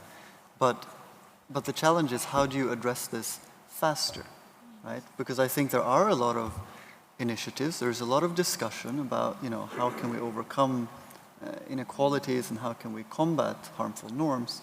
But actually, yeah, throwing maybe open question, how do we do it faster? Because we see some progress, but it's not fast enough. And I don't know how to do that faster. Well, in fact, what we are seeing too is that there, just based upon the work that I know from Internet Lab and IT for Change, that actually we're seeing a kind of a backlash against kind of gender equality. So, there's like a great chilling effect. I mean, I think many female public figures can attest to the fact that being a female in the public sphere online is somewhat dangerous, actually. I mean, it's hard to be a woman and have a voice. And I don't really know how we do it faster, but I know that what we're seeing is a backlash, actually, when it comes to the normalization of sexism online. So, but I guess coming as a policy person, I think what we do need is more evidence of what's happening, and we need more research to policy, and we need to be able to influence policy ecosystems as much as possible. But in influencing those policy ecosystems, we need leadership that's receptive. And what we are seeing in many places in the world, in the global north and in the global south, are policy leaders and leaders who are not receptive to gender equality. And in fact, we're seeing a kind of patriarchal backlash. So I don't know how we deal with that, but we can't give up. I think we have to just keep working at it. But we do need an evidence base to show evidence really makes a difference. Can I follow up? I think actually what you say is really interesting, that we see a backlash, because I also think we see a kind of a reduced respect for human rights in general. Yes. Right? And I wonder how closely those are linked.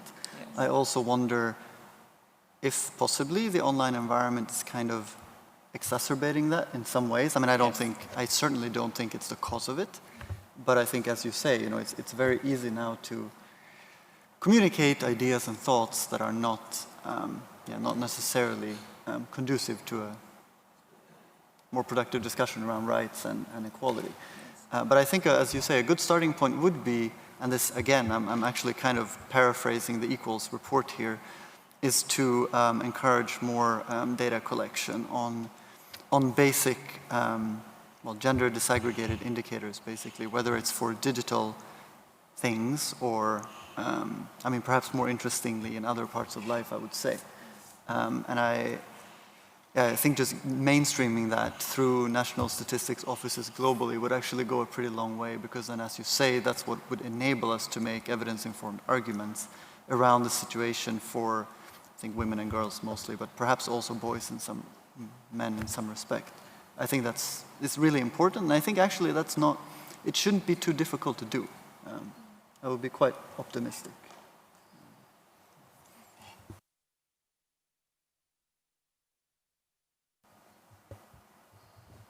Thanks, Tamara. I'm Nicole Pitter-Patterson from She Leads It and Caribbean Girls Hack.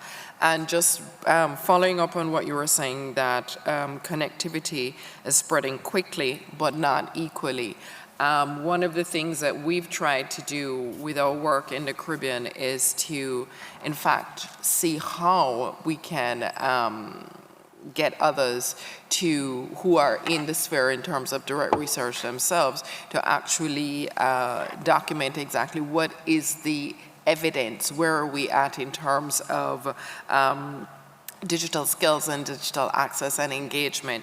We, through the hackathon that we run across a number of countries, we just did a very small sample survey questionnaire of the participants that we had for the hackathon this year, and 34.5% of the respondents indicated that internet connectivity challenges are in fact some of the things that stay as an impediment to them actually being online. But that is very anecdotal information, and actually we have a number of research institutions, whether related with the University of West Indies, UN entities that are there, and in fact we are happy to use this medium as a call out again to say that whether maybe we need to really have more involvement of the mobile service providers who would be actually best positioned to really offer new products to not just young girls and women, but also, of course, all of the different aspects of the market if they have very clear gender disaggregated information that can then respond to, and then efforts like what we're doing and what others like Aspire Foundation are doing in terms of training and upskilling girls can actually be something that can feed into that. So I'm sending another shout out because we very much would like to continue on doing, really drilling down on what we need as research from and evidence information within the Caribbean itself to actually then inform what's the situation in the Caribbean. A lot of the times we get attached to LAC, but even the information for LAC vis-a-vis number of women with mobile phones and all of that kind of stuff, it's very different from the Caribbean. Thank you, Nico. I'm actually glad you mentioned mobile operators because, as a matter of fact, GSMA works with its mobile operators to ensure that some of these gaps are closed. In fact, our Connected Women program has a commitment initiative that is working with mobile operators who are willing to make a commitment to close the gap, both when it comes to access to mobile internet, but also mobile money, which is not something we've mentioned so far, but it's equally important because financial inclusion is key for female empowerment. And as we know, in low and middle income countries, very often the only way in which a woman can have a bank account is actually by accessing financial services through her mobile phone, right? And so I think that that's equally important. And again, I look forward to your comments on that. I actually thought that to kind of give this discussion a bit of a kick and dynamic, I would ask each of you to engage in a 5-minute conversation with an awesome partner next to you to kind of think of what are the challenges that women in your communities face when it comes to access to technologies. So, what are the challenges? Why does this problem exist? Why is the problem there in the first place? And why is the problem persistent? So if I could ask you to do that for 5 minutes, to kind of chat with, as I said, your partner next to you and kind of brainstorm about the challenges that women in your communities face when it comes to access to technology and why the problems persist, that would be great. And then we'll come back with your findings and continue the discussions. So 5 minutes, and I encourage Nicole, who is also our online moderator, to do the same for any participants that are online. Thank you. Try. Okay.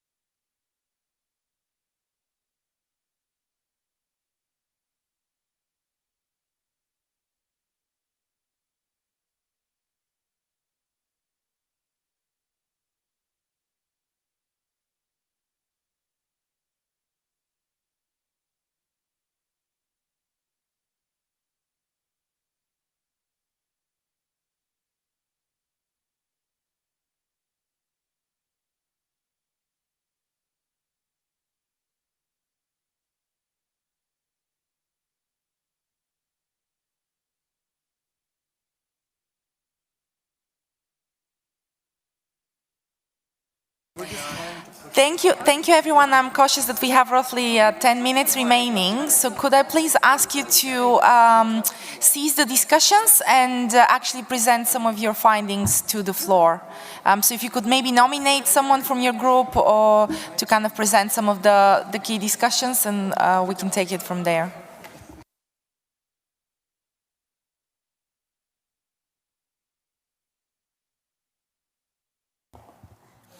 Hello, my name is Kamalane Trahun from Pineapple Laboratories, and I am sitting now with Juan Pájaro from Ruta Trans. And we are interested in data of the transgender community. And my question to you as researcher is if it's part of the framework of your research also to have in the gender equality identities that are, outside the binary. Thank you. Are you directing that to, well, I'll just say, absolutely, absolutely. One of the biggest challenges, though, is in countries where it's sensitive or illegal, and how you create safe, ethical ways in which that can be discussed and answered. Sometimes, particularly if you're doing a statistically significant survey in country, you have to work with the government, and sometimes the government's not willing to have those questions asked. But definitely part of our discourse around this and our interest is on, those precise issues. So for me, absolutely. And definitely, it depends on how much, with the Feminist Internet Research Network through APC, of course, that's a key thing. So it's, it's good to know. Basically, I would mirror that response, but just to say, under a new initiative called Disrupting Harm, which UNICEF is doing together with ECPAT International and Interpol, part of the research will also look into this, certainly, because we also see the need for more data, in that respect. I think it's really important, but sometimes challenging. Yeah, you're welcome to contact us if you want to later. Thank you.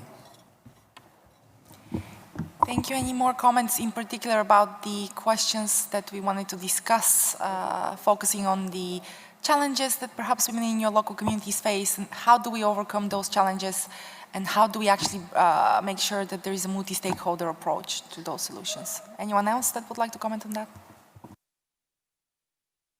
Okay, thank you very much. My name is Zarghuna Jalalzoy. I am Afghanistan Telecom Regulatory Authority Board member. First, I want to have a little brief explanation about the condition of this digital equality or digital divide in Afghanistan, especially among the gender, women and men. And second, I will have a question from you, and I will have assistance from you, from UNICEF, that how can they solve, how can they help us in this regard. In Afghanistan, there are many problems. One is traditional problem. People don't like that more women involved in the digital sector, in IT, engineering fields, or like this. And the second problem is in Afghanistan that they cannot find the job women easily.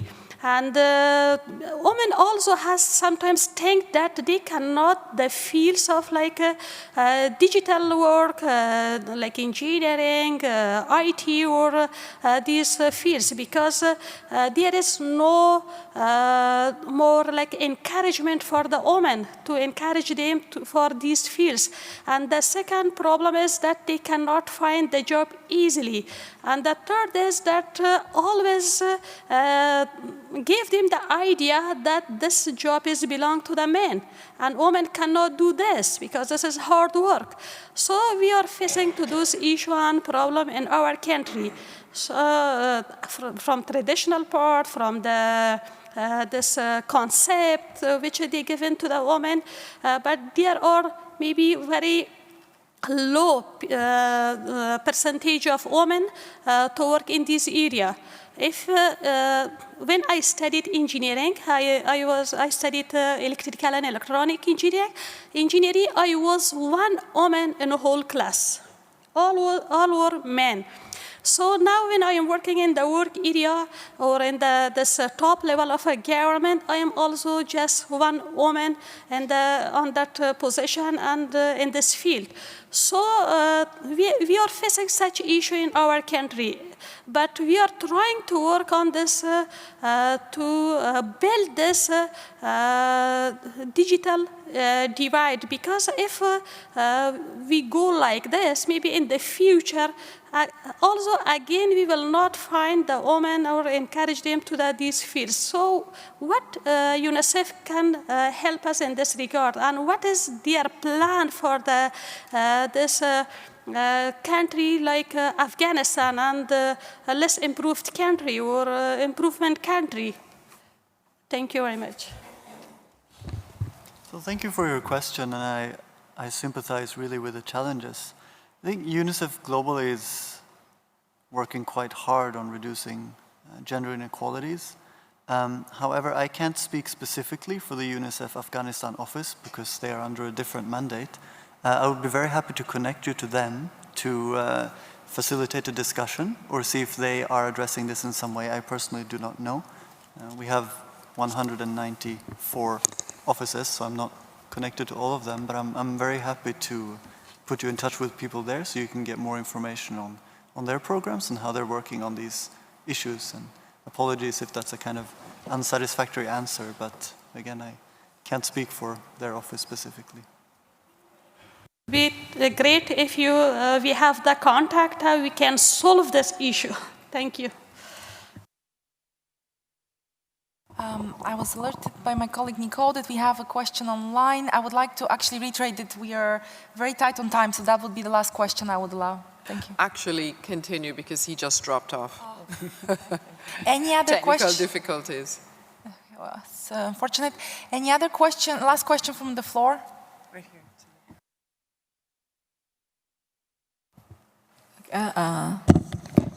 Good afternoon, everyone. My name is Widuri. I'm from Indonesia, ICT Watch. And I would like to give the few of the challenges that we face in Indonesia. There are many of them.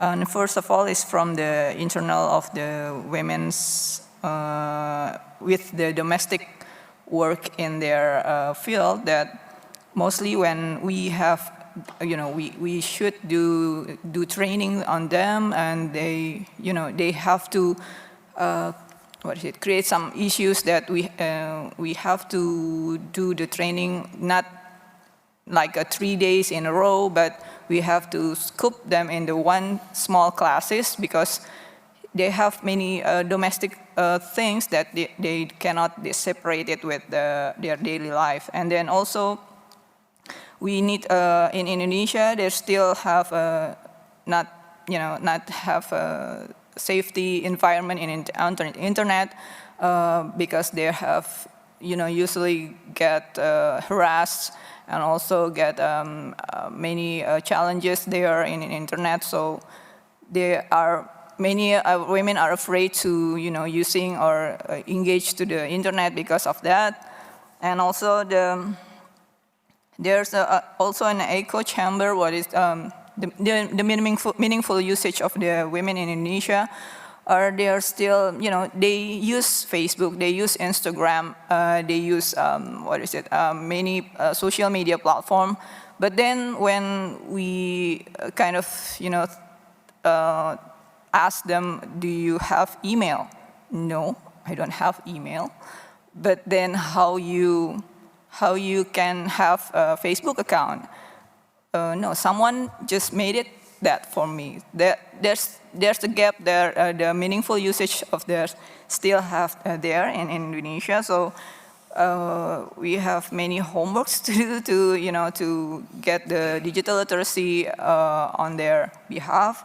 And also there are also the our policy making process is still not think that it is important to including women on the policy-making process, and also the women with movement in Indonesia still didn't think that it's important to have digital literacy or improvement on STEM in women, because many of the time that we already, invite them to our discussions, there's, it's never been positive, positive response on that. So, yeah, I think there are still many challenges that we should cope on digital gap between women and men in Indonesia. So thank you so much. I think you actually gave us a really helpful closing for today's session. Because indeed, I think we can agree that there is a lot more work that should be done. The digital gap is only widening. It exists under access, skills, and leadership. So we indeed need more research and data, as we concluded, and we need more effective policymaking, and we really need a multi-stakeholder approach, because technology alone cannot solve the issue, but also, industry cannot either. The mobile industry cannot either by itself, civil society cannot by itself, and governments cannot do this by themselves. So really, we all need to work together, and I hope that today's session inspired you to take action in your local communities, and of course on an international level. So thank you so much for coming. Thank you.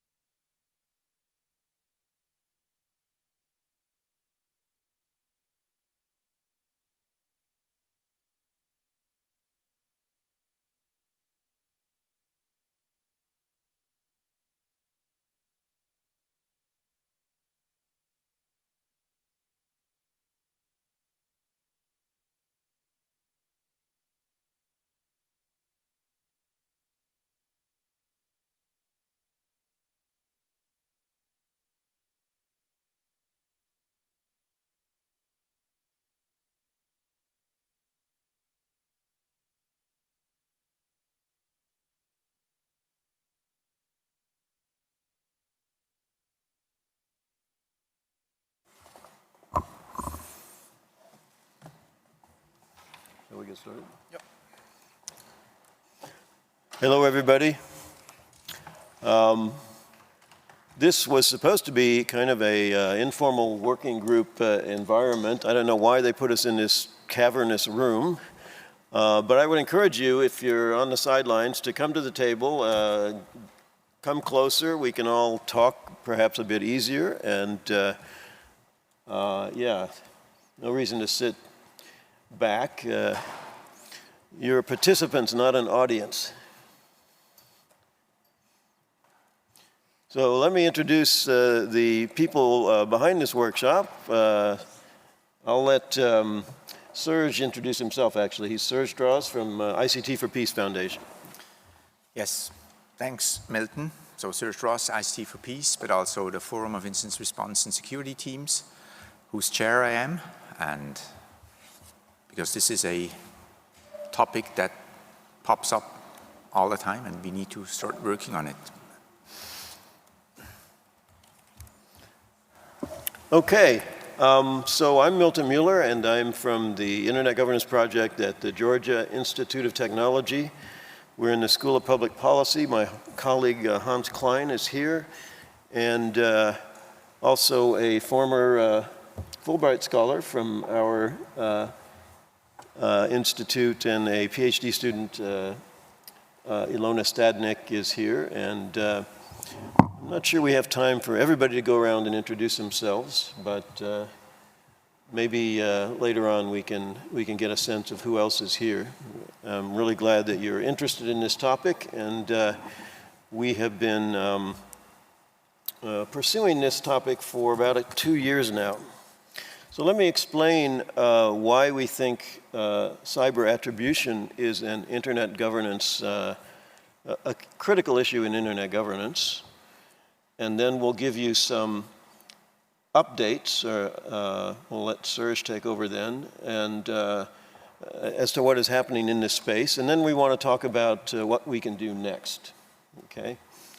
So our interest in attribution actually started with the Microsoft Digital Geneva Convention proposal, which we are not part of Microsoft. We are not funded by Microsoft in any way, and we looked at this Digital Geneva Convention proposal, and there were 3 elements to it.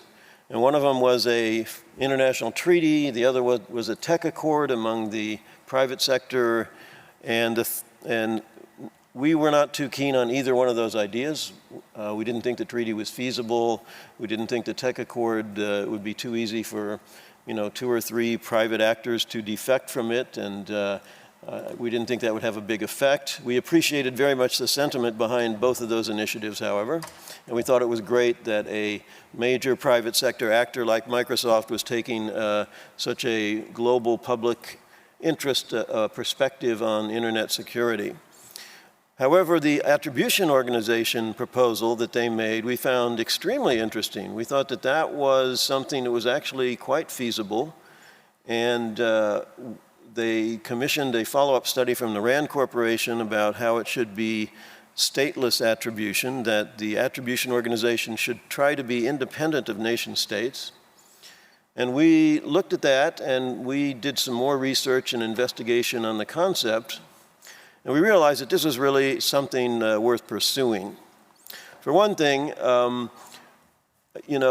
when you're talking about attribution, many people think it's a highly technical thing, and of course, if you're dealing with cybersecurity, the technical details are extremely important, and understanding tools and having access to data that is generated by operating networks and logs and so on is extremely important. But fundamentally, attribution is more like a court coming to a decision than it is a technical process. It's about putting together pieces of evidence and having what we might call a scientific process, or if you want to be philosophical, creating intersubjective validity. What is it that you can prove that will make your conclusion appear to be valid to other people? And it was this intersubjective credibility that we thought was really needed in cyber attribution, because insofar as cyber attribution is controlled by nation states entirely, then they have the problem of international anarchy, the fact that no nation state can really assert authority over any other nation state. And every nation state has its own interests to look at. So we thought that the original idea of an attribution organization, an independent, non-state actor, was very interesting, and we started to try to develop organizational capacity to do that. And one of the things we did was we proposed a workshop at the last IGF in Paris, which was not accepted.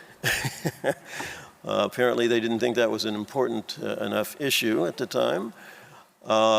Actually, this workshop was initially not accepted, and then somebody must have canceled and they put that in. But that's kind of a sideline. I'm digressing. And I'm not whining, I'm just seeming to. But anyway, we did some things in the context of Georgia Text, which made it clear that we have severe trust problems in putting together such an organization. We have, you know, the people in the West will say, oh, it's fine to create an independent attribution organization, but don't invite the Russians or the Chinese. And the Russians and the Chinese will go, yeah, but if this is run by Microsoft or it's closely connected to Microsoft, we're not going to trust it, or the US government, it's going to be dominated by them. So really, it's not a minor task to try to come up with an independent and neutral attribution organization. But it's the model we went to, based on our own experience, was, you know, we wanted DNS governance, the domain name system, and the IP address governance to be independent of states as well. So we created ICANN, a nonprofit multinational governance institution that is more or less independent of states. And we thought maybe something like this could eventually happen with cyber attribution. So we do think that this is very much an internet governance problem, and we think that we need some kind of independent source to go to resolve attribution issues. There's all kinds of subtleties about this, which we'll get into as we go on. But at this point, I want to turn it over to Serge to talk about what's been happening in this space since our initial efforts. So as Milton pointed out, it sounds easy, but it's a really hard problem. And what's really hard about it is that there's a lot of asymmetries. You mentioned the political, kind of diverging political things, and attribution always plays into the political area. Then you have resource problems. Not everybody has the same amount of resources. Microsoft has a lot more data than a small government may have. These are challenges.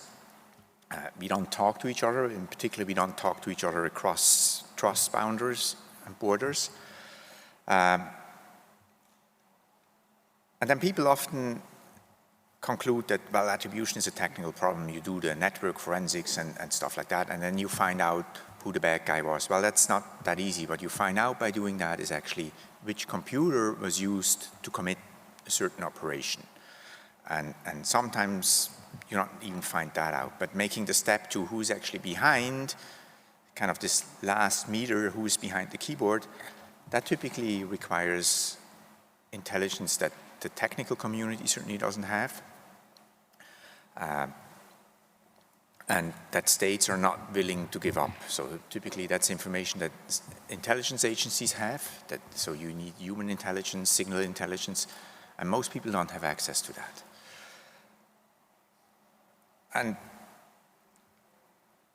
But what the reasoning was is that there is a lot of individual organizations that have parts of the puzzle and that can maybe work together.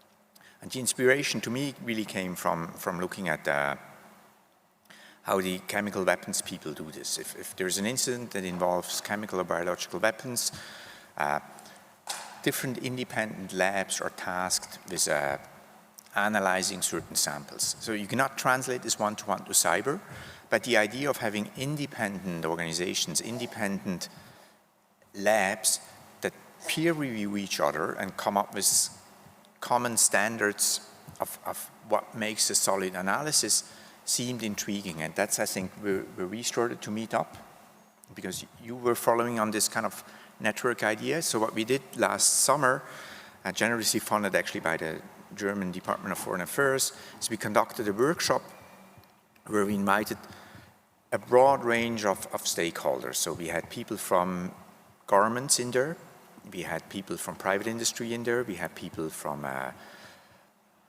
academia in there, and we had people from civil society in there. It's maybe not a surprise in here, but most people are surprised when we say, hey, you need to have civil society on board. Why is that? Because states actually in the internet go after members of the civil society, and vice versa. Some individual can actually take down a state if he's a bit of luck. So you have a huge asymmetry, and we feel all of these people need to be on board. The workshop was really interesting, and a couple of conclusions that we found were that it probably doesn't really make sense to create a network that focuses solely on attribution, but it should actually focus on what we called fact-finding at the workshop. The reason for that is that, first of all, a lot of the states said, hey, attribution is really a state activity. It's not up to the private sector or civil society to do attribution. You can argue about that, and there was a big argument about whose authority that is. But then especially members from civil society said, hey, we actually not really interested in attribution. We're interested in effects because it allows us to find victims. And if we make these facts, turn them into attribution, we're going to run into problems because then the victims are going to go into hiding, and that's not what we want. And the conclusion really was that let's try to focus on finding facts, finding what was establishing what happened, and then decide what to do with this knowledge. You can argue if this makes sense or not. That's still very open.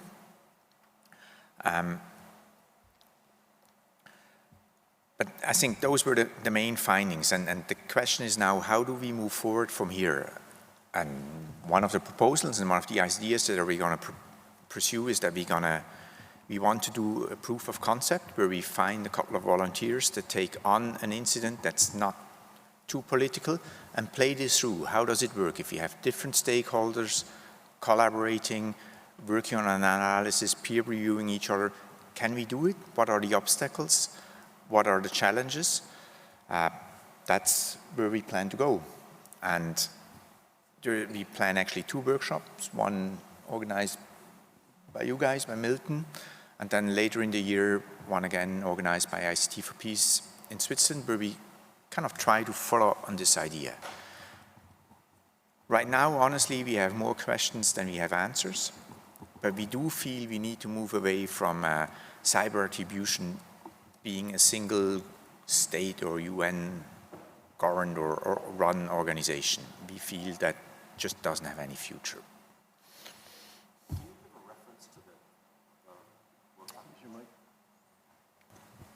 Can you give a reference to the workshop you mentioned funded by the German Foreign Ministry? Yes, so that was the ICT for Peace workshop conducted last August.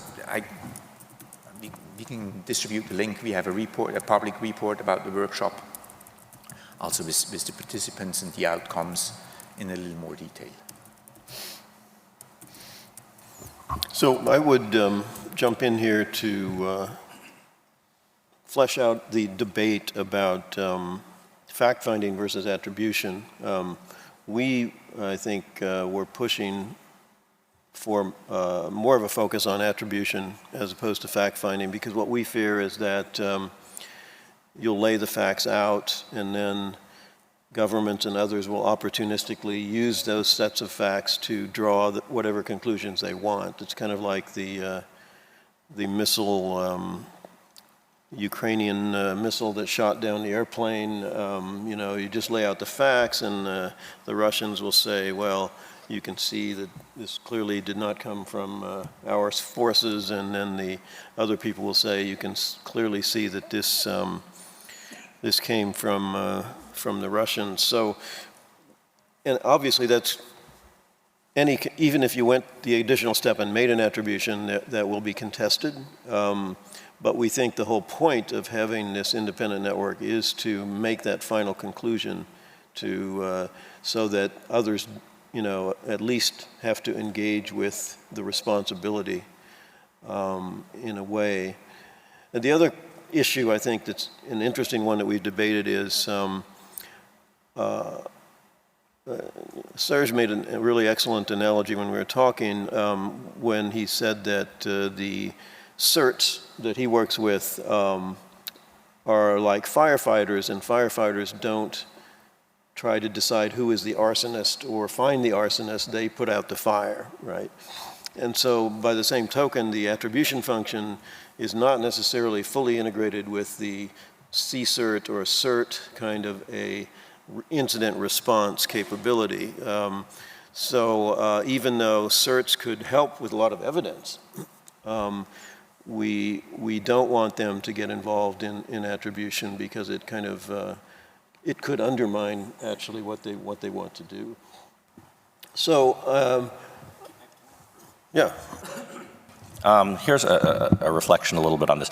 I have puzzled about this distinction about attribution, is it scientific or otherwise? And perhaps if you make the distinction between attribution as science and attribution as a forensic act, forensic invoking being similar to a judgment in a courtroom, a judge in a court has to be endowed with authority. It is a position of authority, often generally public authority. So it does make some sense when states claim that the act of attribution is a state function, only they can do it. That makes sense if the act of attribution is like a judge in a courtroom making a forensic act. So this is my own thinking out loud a little bit. It helps me perhaps understand why states have been so adamant that they possess the attribution function, because attribution is an act of public authority. I agree, and I also disagree with that way of putting it.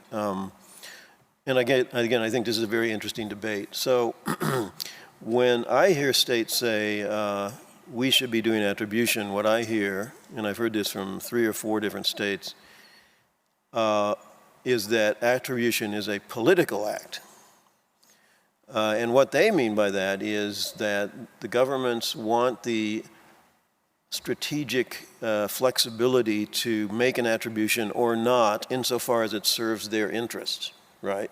So they may actually think they know who did it, but the statement, are we going to make a public attribution, is going to be a political calculation. And it could be also a false attribution based on political characterizations. So what I like to tell the states who say this is that it's not a political function. It is a scientific function in the sense that there is a truth about who did it and who didn't do it, and we want to get at that truth. Whether you choose to do something about that, what you do about it politically, is a completely different question. It's kind of like the firefighter attribution of the arsonist distinction. You might use this attribution to organize collective action among a bunch of other states. You might do nothing. There's a whole range of different options that you could use, but the actual attribution is not political. I think it's scientific. And I think, at least our perspective on this is that we want to take away from states the ability to manipulate or play politically with attributions and make it more scientific. I have a question over here. Well, a comment to this. Well, if you look at the judge analogy, you might want to identify yourself first. I'm not sure. Yeah. So then the point of the judge is that the judge should be, or is meant to be, independent of the parties, and by this creates the authority. That's what a state should ensure, that the judge is independent. It's not happening in all the countries. It's not true everywhere, but that's the core idea. So this is where the authority of the judge is coming from. That's not a party, and it's actually answering this. It shouldn't be political. It should be independent. It should be no interest of the person who is or the organization who is attributing. And by this, then you can go to the fact-finding or analogy with the judge. But if you look at interstate actions, where the example was coming from, then it's probably more like an interstate action or interstate judge, more like arbitration or something, which doesn't have to be state-based. It could be with the UN, but it doesn't have to. It could be actually a good civil process from somewhere else or something, or even multiple ones. So I think this really touches on one of the big issues I have. In the internet, not everything is between two states. It's what keeps me in my day jobs the most busy is actually not state attacks, it's criminals. And we do see certain actors or countries pushing out a lot of crime. And I don't want to go to an international court and accuse a certain country of fostering crime, but I want to kind of demonstrate to this country, hey, maybe you should clean up the mess you have in your place. And typically, countries that push out a lot of cybercrime are also the ones that suffer the most from crime. So there is this mutual interest, and there's a lot of levels of attribution, and there's just the one state versus state is a very small one. And then also, again, when we say we do only technical attribution versus human intelligence, it depends what you want to do with the attribution, and that's why we chose fact-finding. If you just want to take down a botnet, maybe it doesn't really matter who was behind it. You just want to take this thing out. If you want to arrest someone, you better know who it is. So I'm actually working in a blockchain context where we usually have no idea who the person is. So it doesn't really matter if it's a state, if it's a criminal, if it's somebody. The question is, was it correct or was it incorrect, or what actually happened and all. So, but I wanted to. It is something like forensic, what you have to do to get to the point where you can attach an attribute. So that's part of it, but it's not all of it. Speaking of attribution, can we find out who you are? Well, I'm Eva Stöber. I'm a governance architect for blockchain, more or less. Okay. I'm a German. I don't know what else do you want to know. I have a background in law and in computer science. Okay, governance architect. Okay, so we have two people that want to speak. First, I'll go to Juan, is it? Yes. Yes, my name is Juan Fernandez. I'm from the Ministry of Communication of Cuba, and also I was advisor to the designated expert on the GGE of 2016-2017, and I'm doing the same now for the open-ended working group. I want to thank Milton, and I believe you gentlemen, you are from ICT for Peace. Yes, I'm a good friend of Daniel many years back, and I'm following your work in this, because we feel, and we said so in the 16-17 GGE, that attribution is essential in the discussions going on, especially when it's dealing with how we interpret international law in the face of in cyberspace.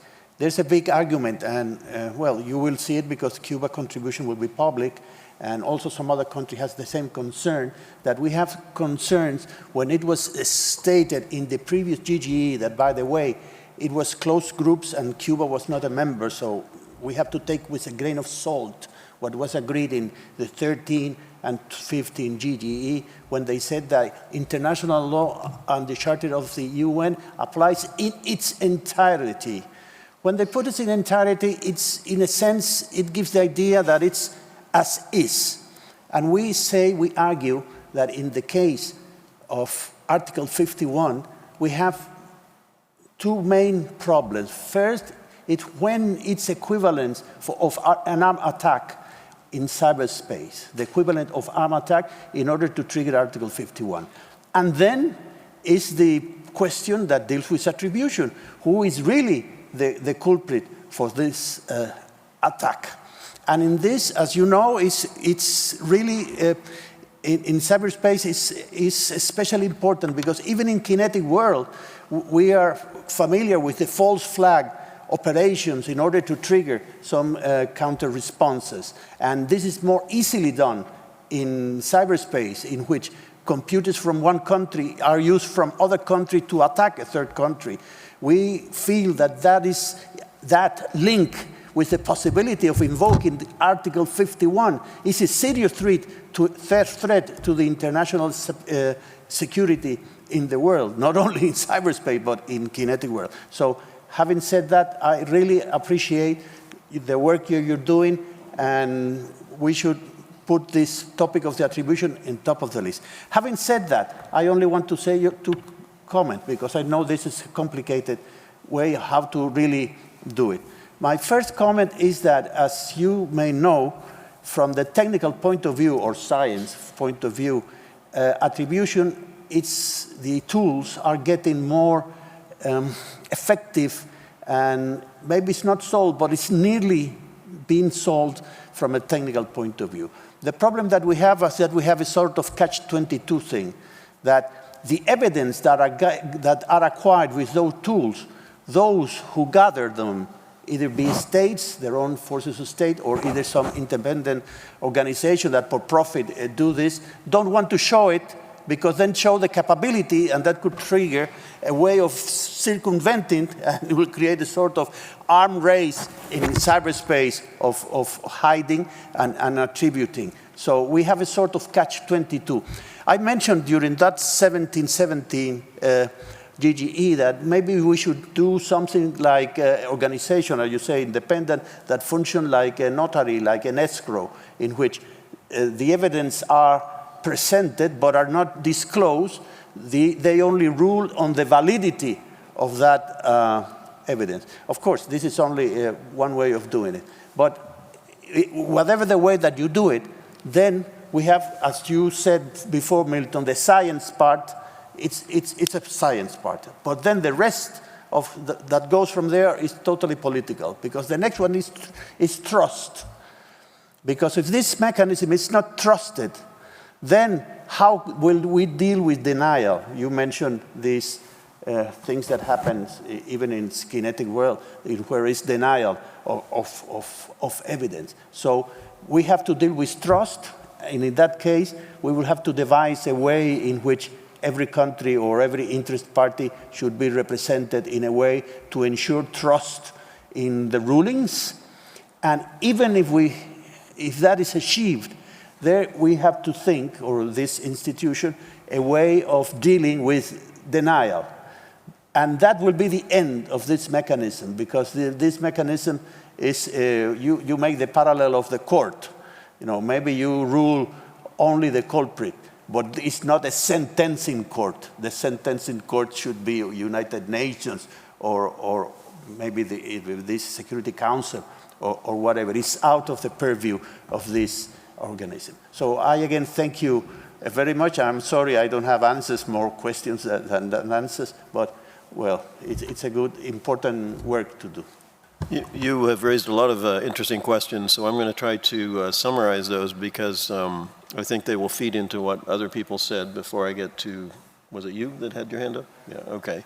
So number one, yes, this is a big problem. I think the Article 51 debates from the GGE, that's way over our heads, okay? That's war and peace, and we're, again, we're not trying to solve that problem. We'll let you solve that in the UN, but the more important point you made, I think it relates to the same point that the governance architect made, who refuses to give us her name, so I can't refer to it. I said Eva Stöve. Okay, but, sorry. it's a Eva. German name, sorry. Okay. Yeah, Eva. So the states are developing better tools and methods. This is true. Georgia Tech's computer science department is a contractor for some of these. They do a lot of research, but you're right. They will not reveal they will not give you the data, and because they don't want to reveal their sources and methods. So one of the good developments that's happening in this space is the formation of the Cyber Peace Institute, which is has support from Microsoft, but is not controlled by Microsoft and other big players in like financial, like MasterCard, I think is supporting it. And so these entities would have data and may be able to help an independent and neutral process with data that would be drawn from their own substantial forensic capabilities, but and hopefully an independent source could use this data and make independent attributions. But again, to go back to the point that Eva made was, she was saying that a domestic judge is indeed supposed to be independent, but when you get to interstates, again, we have this problem of anarchy and there's no judge that sits above them all, which is precisely why we're proposing this neutral entity. Okay, enough from me. Now let's go to the other question and then we'll go to East. Can I first? Hello, my name is Emanuel Kampitakis. I'm here in my capacity as a member of the Chaos Computer Club Karlsruhe. We are part of the civil society organizations in Germany. The questions you have raised about attribution I find them really interesting because you were speaking about fact-finding, and in my technical understanding, I'm not a forensics expert, but many people in our organization are. And speaking with those people, what they always say, attribution is hard. And hard as in it's unsolvably hard, because every evidence you have is incidental at best, and every evidence you have could be, in theory, falsified easily. So you could have an actor based in Pretoria that pretends to be an actor sitting in Novosibirsk, that pretends to be an actor sitting in Alabama, and continue the chain and steps, and you no longer know from where it comes.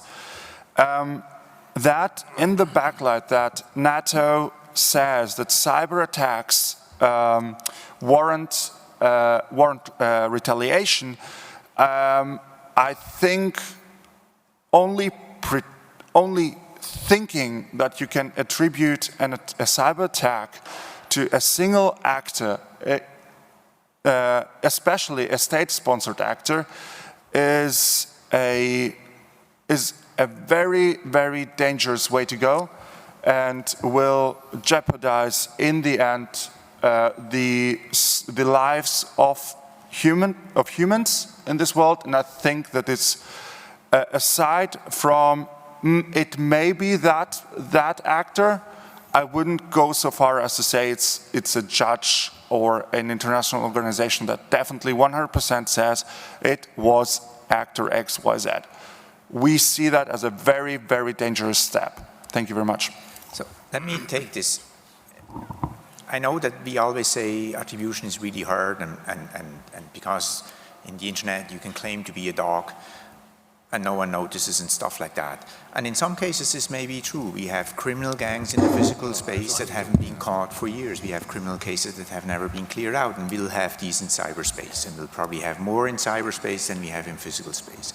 But people make mistakes, and you can find people. You can arrest people.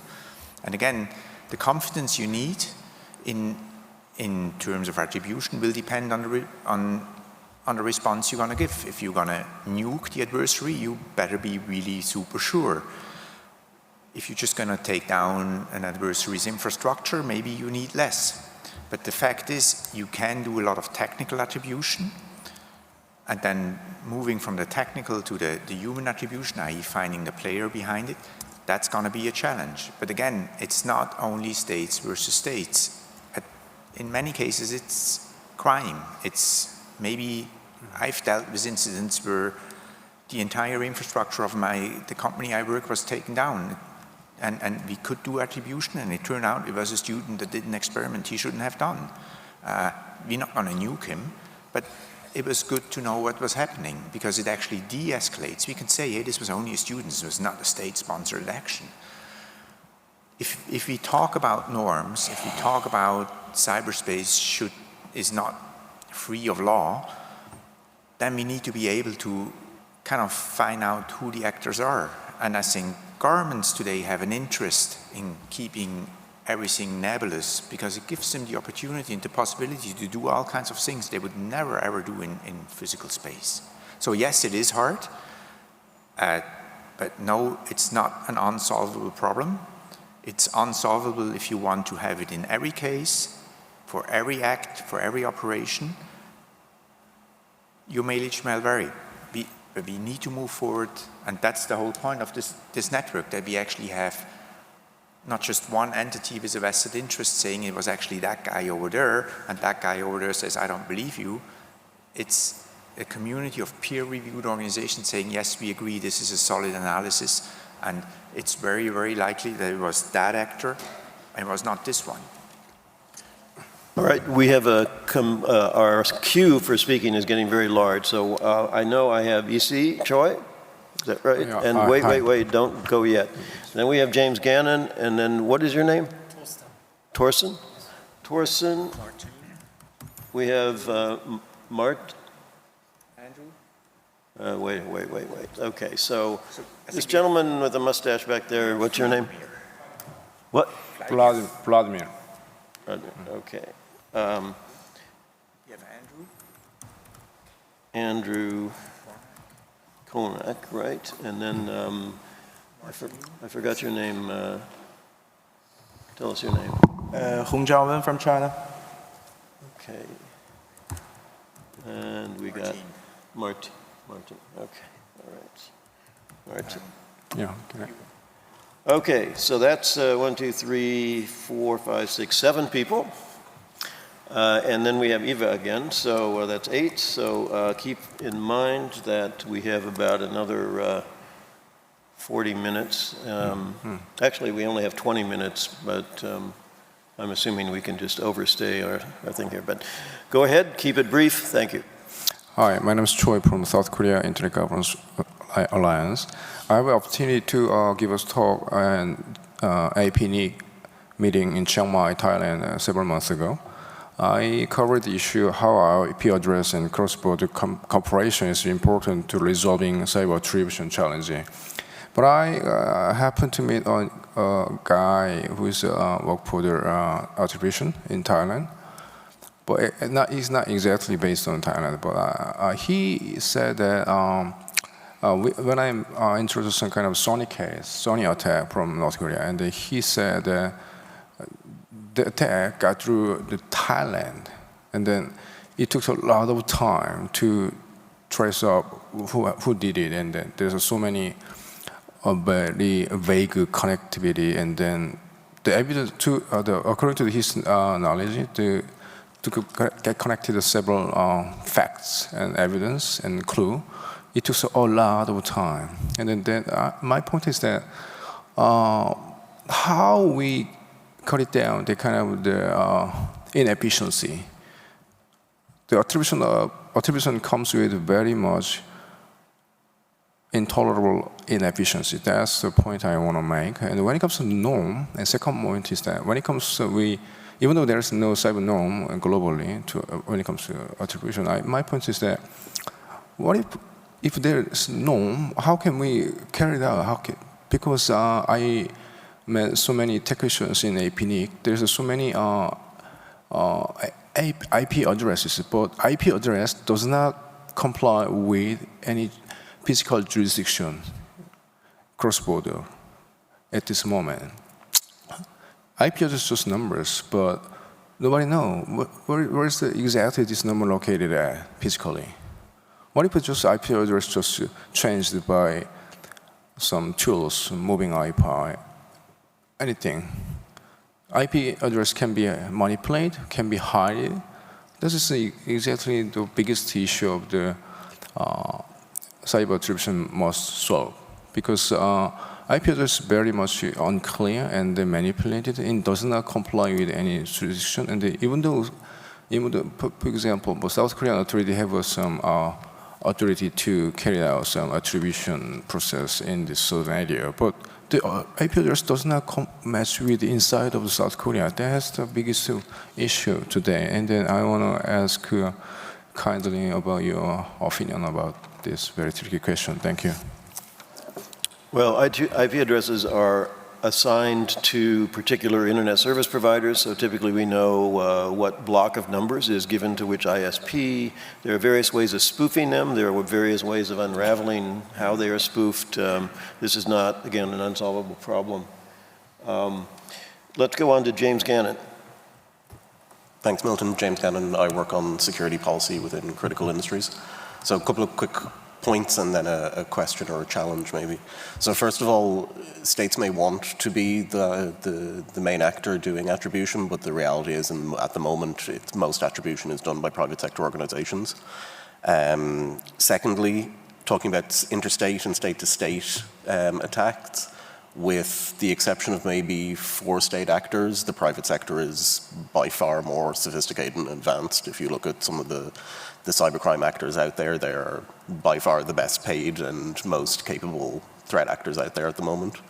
And thirdly, so as somebody who's went through a number of attribution exercises with private sector companies, what is really needed, and if me and Milton have debated the attribution piece for a number of years, so I'm really happy to see that it's getting more operationally focused. But if you want to really know what the industry, and if there's anybody else here from the private sector that works on this, it's the framework that's missing. And really, I would make the suggestion, if you haven't already, if you think about it in terms of what the MITRE Corporation does for CVSS, where they have a very high-level framework and a database of tracking actors and vulnerabilities. If you applied those same principles to attribution, where you came up with a high-level framework of how attribution could be analyzed or assessed, and then also had a centralized way to actually record those attributions or those indicators of attribution. Because at the moment, depending on who you talk to, if you talk to CrowdStrike one day and FireEye the next day, you're going to actually have the same APT between different actors, and there's no centralized way to actually record that. And that's a big problem for those who are actually being attacked. So I think something in the realm of the governance of CVSS that MITRE Corp does could be a really good framework to base something around. I think it's a really good suggestion, James, and I know that's in fact something that's been talked about. In the original Microsoft proposal, we were talking about standardizing these kinds of principles and methods, and I think I'm sorry to say that the idea to do that is there. I haven't seen any progress on actually doing it, so that's something we'd really like to get underway, and maybe the Cyber Peace Institute would be able to help with that. Okay, Thorsten. Thank you very much. I have a couple of comments. The first, Thorsten Jelinek, I'm director of Taihe Institute. We're a think tank actually focusing on China and all various aspects, including cybersecurity, also AI governance, ethics, etc. First, the open-close debate about that some of the agencies would not disclose their methods and tools and research. Actually, I think last week or 2 weeks ago, there was this OECD cybersecurity activity in London, and there was the NCSC, with Mr. Martin and ANSSI, and they, from France, both quite leading institutions in Europe, and in fact, they actually reversed that. In the past, security has been always a patch, it's always secretive, and in France, it was always, by default, everything is secret, and you had to apply if you wanted to publish something in a journal. Now, he reversed it and said, okay, everything we do is public, yeah, and you have to justify why you don't want to publish it. Of course, there's a kind of a hierarchy of research they're doing in the cybersecurity space, but they have found out that they will lag behind if they keep it secretive. So and they made a risk analysis, and they found even if they publish things, it has not a negative impact on the cybersecurity issue. So that's the first comment. The second comment is the state-sponsored versus cybercrime. State-sponsored attack, cybercrime. I think it's very difficult to differentiate, right? Because state-sponsored could be a crime, and you have a lot of this. So I think that makes it also difficult. In terms of attribution, a third comment I have is actually it's a big business, isn't it? I mean, in the US, over 60% of the businesses are insured against cyber intrusion, cyber crime, and if we don't know how to formalize and how to have rigorous systems in place, then you have to ask these insurance companies, because they evaluate those companies. This is a premium, so it's a big risk for the insurance companies. So there are, it becomes a business. And usually, in terms of attributing, I would agree it's not easy, and it's still probably not easy, but the combination, I mean, to find the computer where, a virus or worm has been launched, but it's a series of variables, right?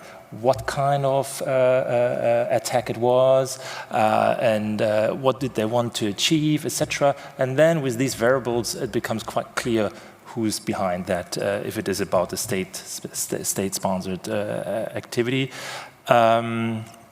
Last but not least, the fourth point I would like to raise, I've noticed, and probably most of you as well, that maybe it's changing now, hopefully, that the cybersecurity community and this emerging AI community, or AI security, are two different kind of sets of people. And you see, if you look at many of the cybersecurity frameworks, discussions, and even a couple of weeks ago when the EU launched its or released its 5G assessment report, and then Germany a week later its 5G assessment report, and when you search through, just look for AI there, it doesn't show up a single time. If you look at the NIST, the US National Institute of Technology standardization, they launched a draft concept on zero trust architecture, right? And when you look there about AI, they already have identified it as a something which will shift the game also in the cybersecurity, cyber tech space. So, and I think this is also maybe to consider that attribution will become, again, much more complex with AI. And both communities really need to work together. The AI lacks the cybersecurity knowledge, and the cybersecurity community has not yet really embraced the AI threat here in this space. Thank you. Just a note about your last point. So actually the use of what you might call artificial intelligence or AI to detect anomalies is a big part of the technical research on attribution that's going on now. Yep. Who was next? Let me go down to my list. Rodmir, was it?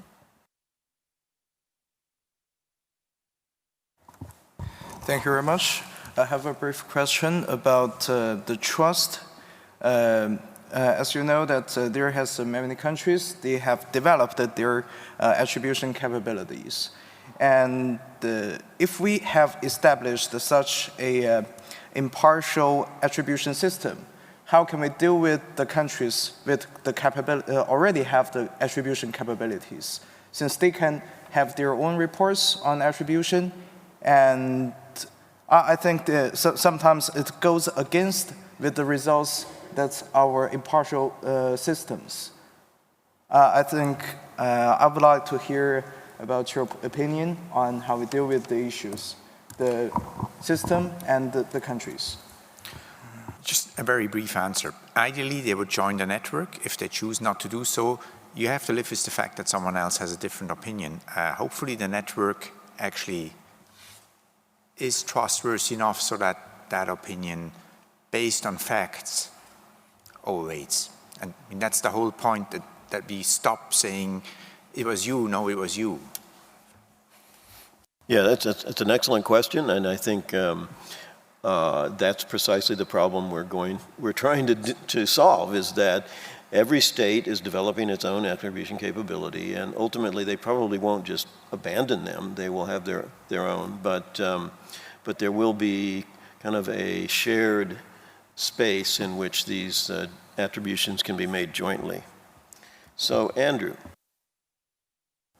Thanks. To actually come back round. So, Andrew Cormack from the UK, which makes the discussion about courts quite interesting, because in the UK, it's the jury that find the fact, not the judge, which may be something to think about. And I wondered whether actually, separate, a better framing for what you're trying to do is develop a fact-finding or fact-agreeing protocol, one of the use cases for which could be attribution. And very much coming back to the last question, that existing attribution schemes can then choose to play in that protocol or not. The reason I'm saying multiple use cases is that I suspect, and it hasn't been made explicit, there are at least two, one of which is a DOS attack and one of which is malware. And I suspect those are quite different and might themselves be interesting illustrations if you can do one of each, rather than just saying attribution of cyber attack. I think creation of malware, if you can come up with a protocol that works for attribution of malware and attribution of DOS, that suggests it's an interesting generalization immediately. Thanks. I think it'll certainly be, I mean, certainly part of the process of building up this network is coming up with a protocol. I like the name, but it's just, I have called it standards of what do we feel is an acceptable attribution. We need to establish these, they don't exist. That's still, we're laying the foundation here. We don't have the answers, but we're collecting all the important questions. But that certainly is one of the keys. If you have no clue what you're talking about, then everything goes. Right, I see that what you're saying is reinforcing what James Gannon said, which is we need to have these steps defined and agreed upon more universally in terms of what constitutes an attribution. It's interesting that you're saying the attribution would be one use case. What do you mean, what would be another one? I don't know, but I think there are at least two different kinds of attribution. And I'm a mathematician. If you come up with a solution to one problem, that's really, really boring. If you come up with a solution to multiple problems, I might wake up. Well, it may be mathematically boring, but it might be politically or security not so boring. James, you want as a two-finger? Just one. Okay, go ahead. I think the civil society participants in the workshop made it clear. For them, it's identifying victims and helping them. It's not about, so that's a different use case. And it's not up to me to decide what's more worthy, but different actors may have different use cases. I think that is something we need to have, we just need to accept, and it would be foolish to restrict ourselves to just one. If we can actually cover more, all the better. Also insurance risk management, going back to the previous point, that will be a perfect second use case.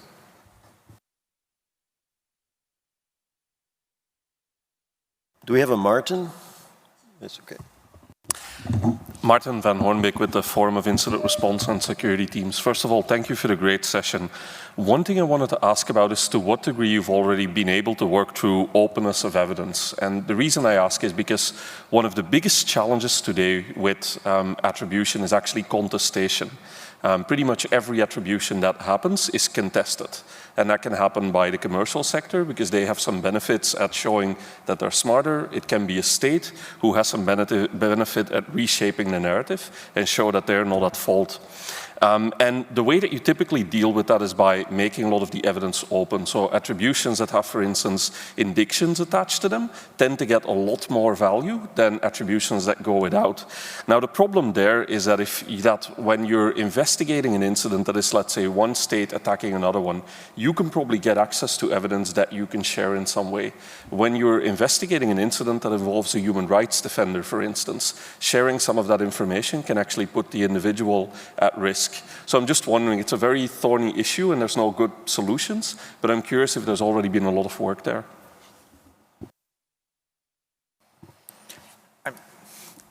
Absolutely. It's again, it's a question, how do we deal, there's a lot of confidential information in there, how do we deal with these? Especially if there's collateral damage, courts know the concept of actually having part of a process in a closed setting.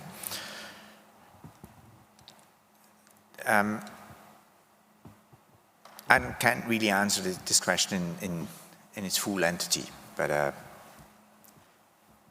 we just can hope maybe we don't need the full amount of data. Maybe there's a format where we say actually all the members of the network have access to it, and that must suffice. But I've also seen a lot of attribution studies that actually are so conclusive that, I mean, obviously people say we're not at fault, but no one really believes them. So again, it's work in progress. Yeah, I would just add to that that is recognized as one of the problems we have to deal with, and it's a tough one. I agree with you.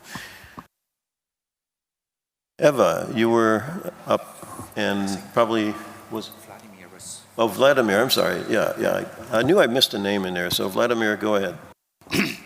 Okay, thank you. Vladimir Radunovic, Diplo Foundation, and I agree with Martin. Thanks a lot for this amazing discussion.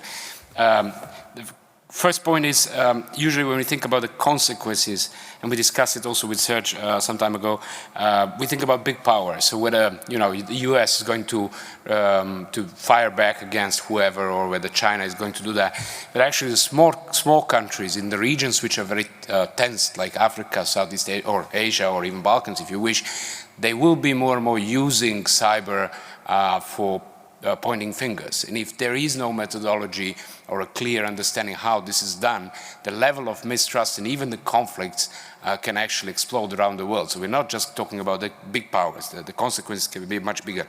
Now, trying to focus on our role, I mean our as non-governments, whether it's academics or private sector or NGOs, I think this is actually a lot of work for us, whatever the governments are currently doing in the GG and open-ended working group. And I'm trying to structure the thinking. What do we need?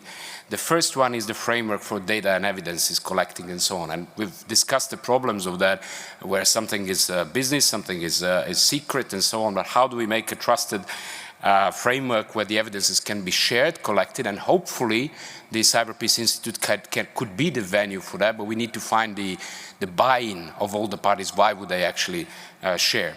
The second level is to develop the procedures and standards. And I mean, if we look at the courts, back to the analogy of the courts, you have a very specific methodology and standards for how do you collect evidences, how do you manage them, how do you present them, and so on, how do you do the analysis. I think this is a huge work for technological and legal experts to develop such a methodology, which is mainly, I guess, the academic work to some extent as well.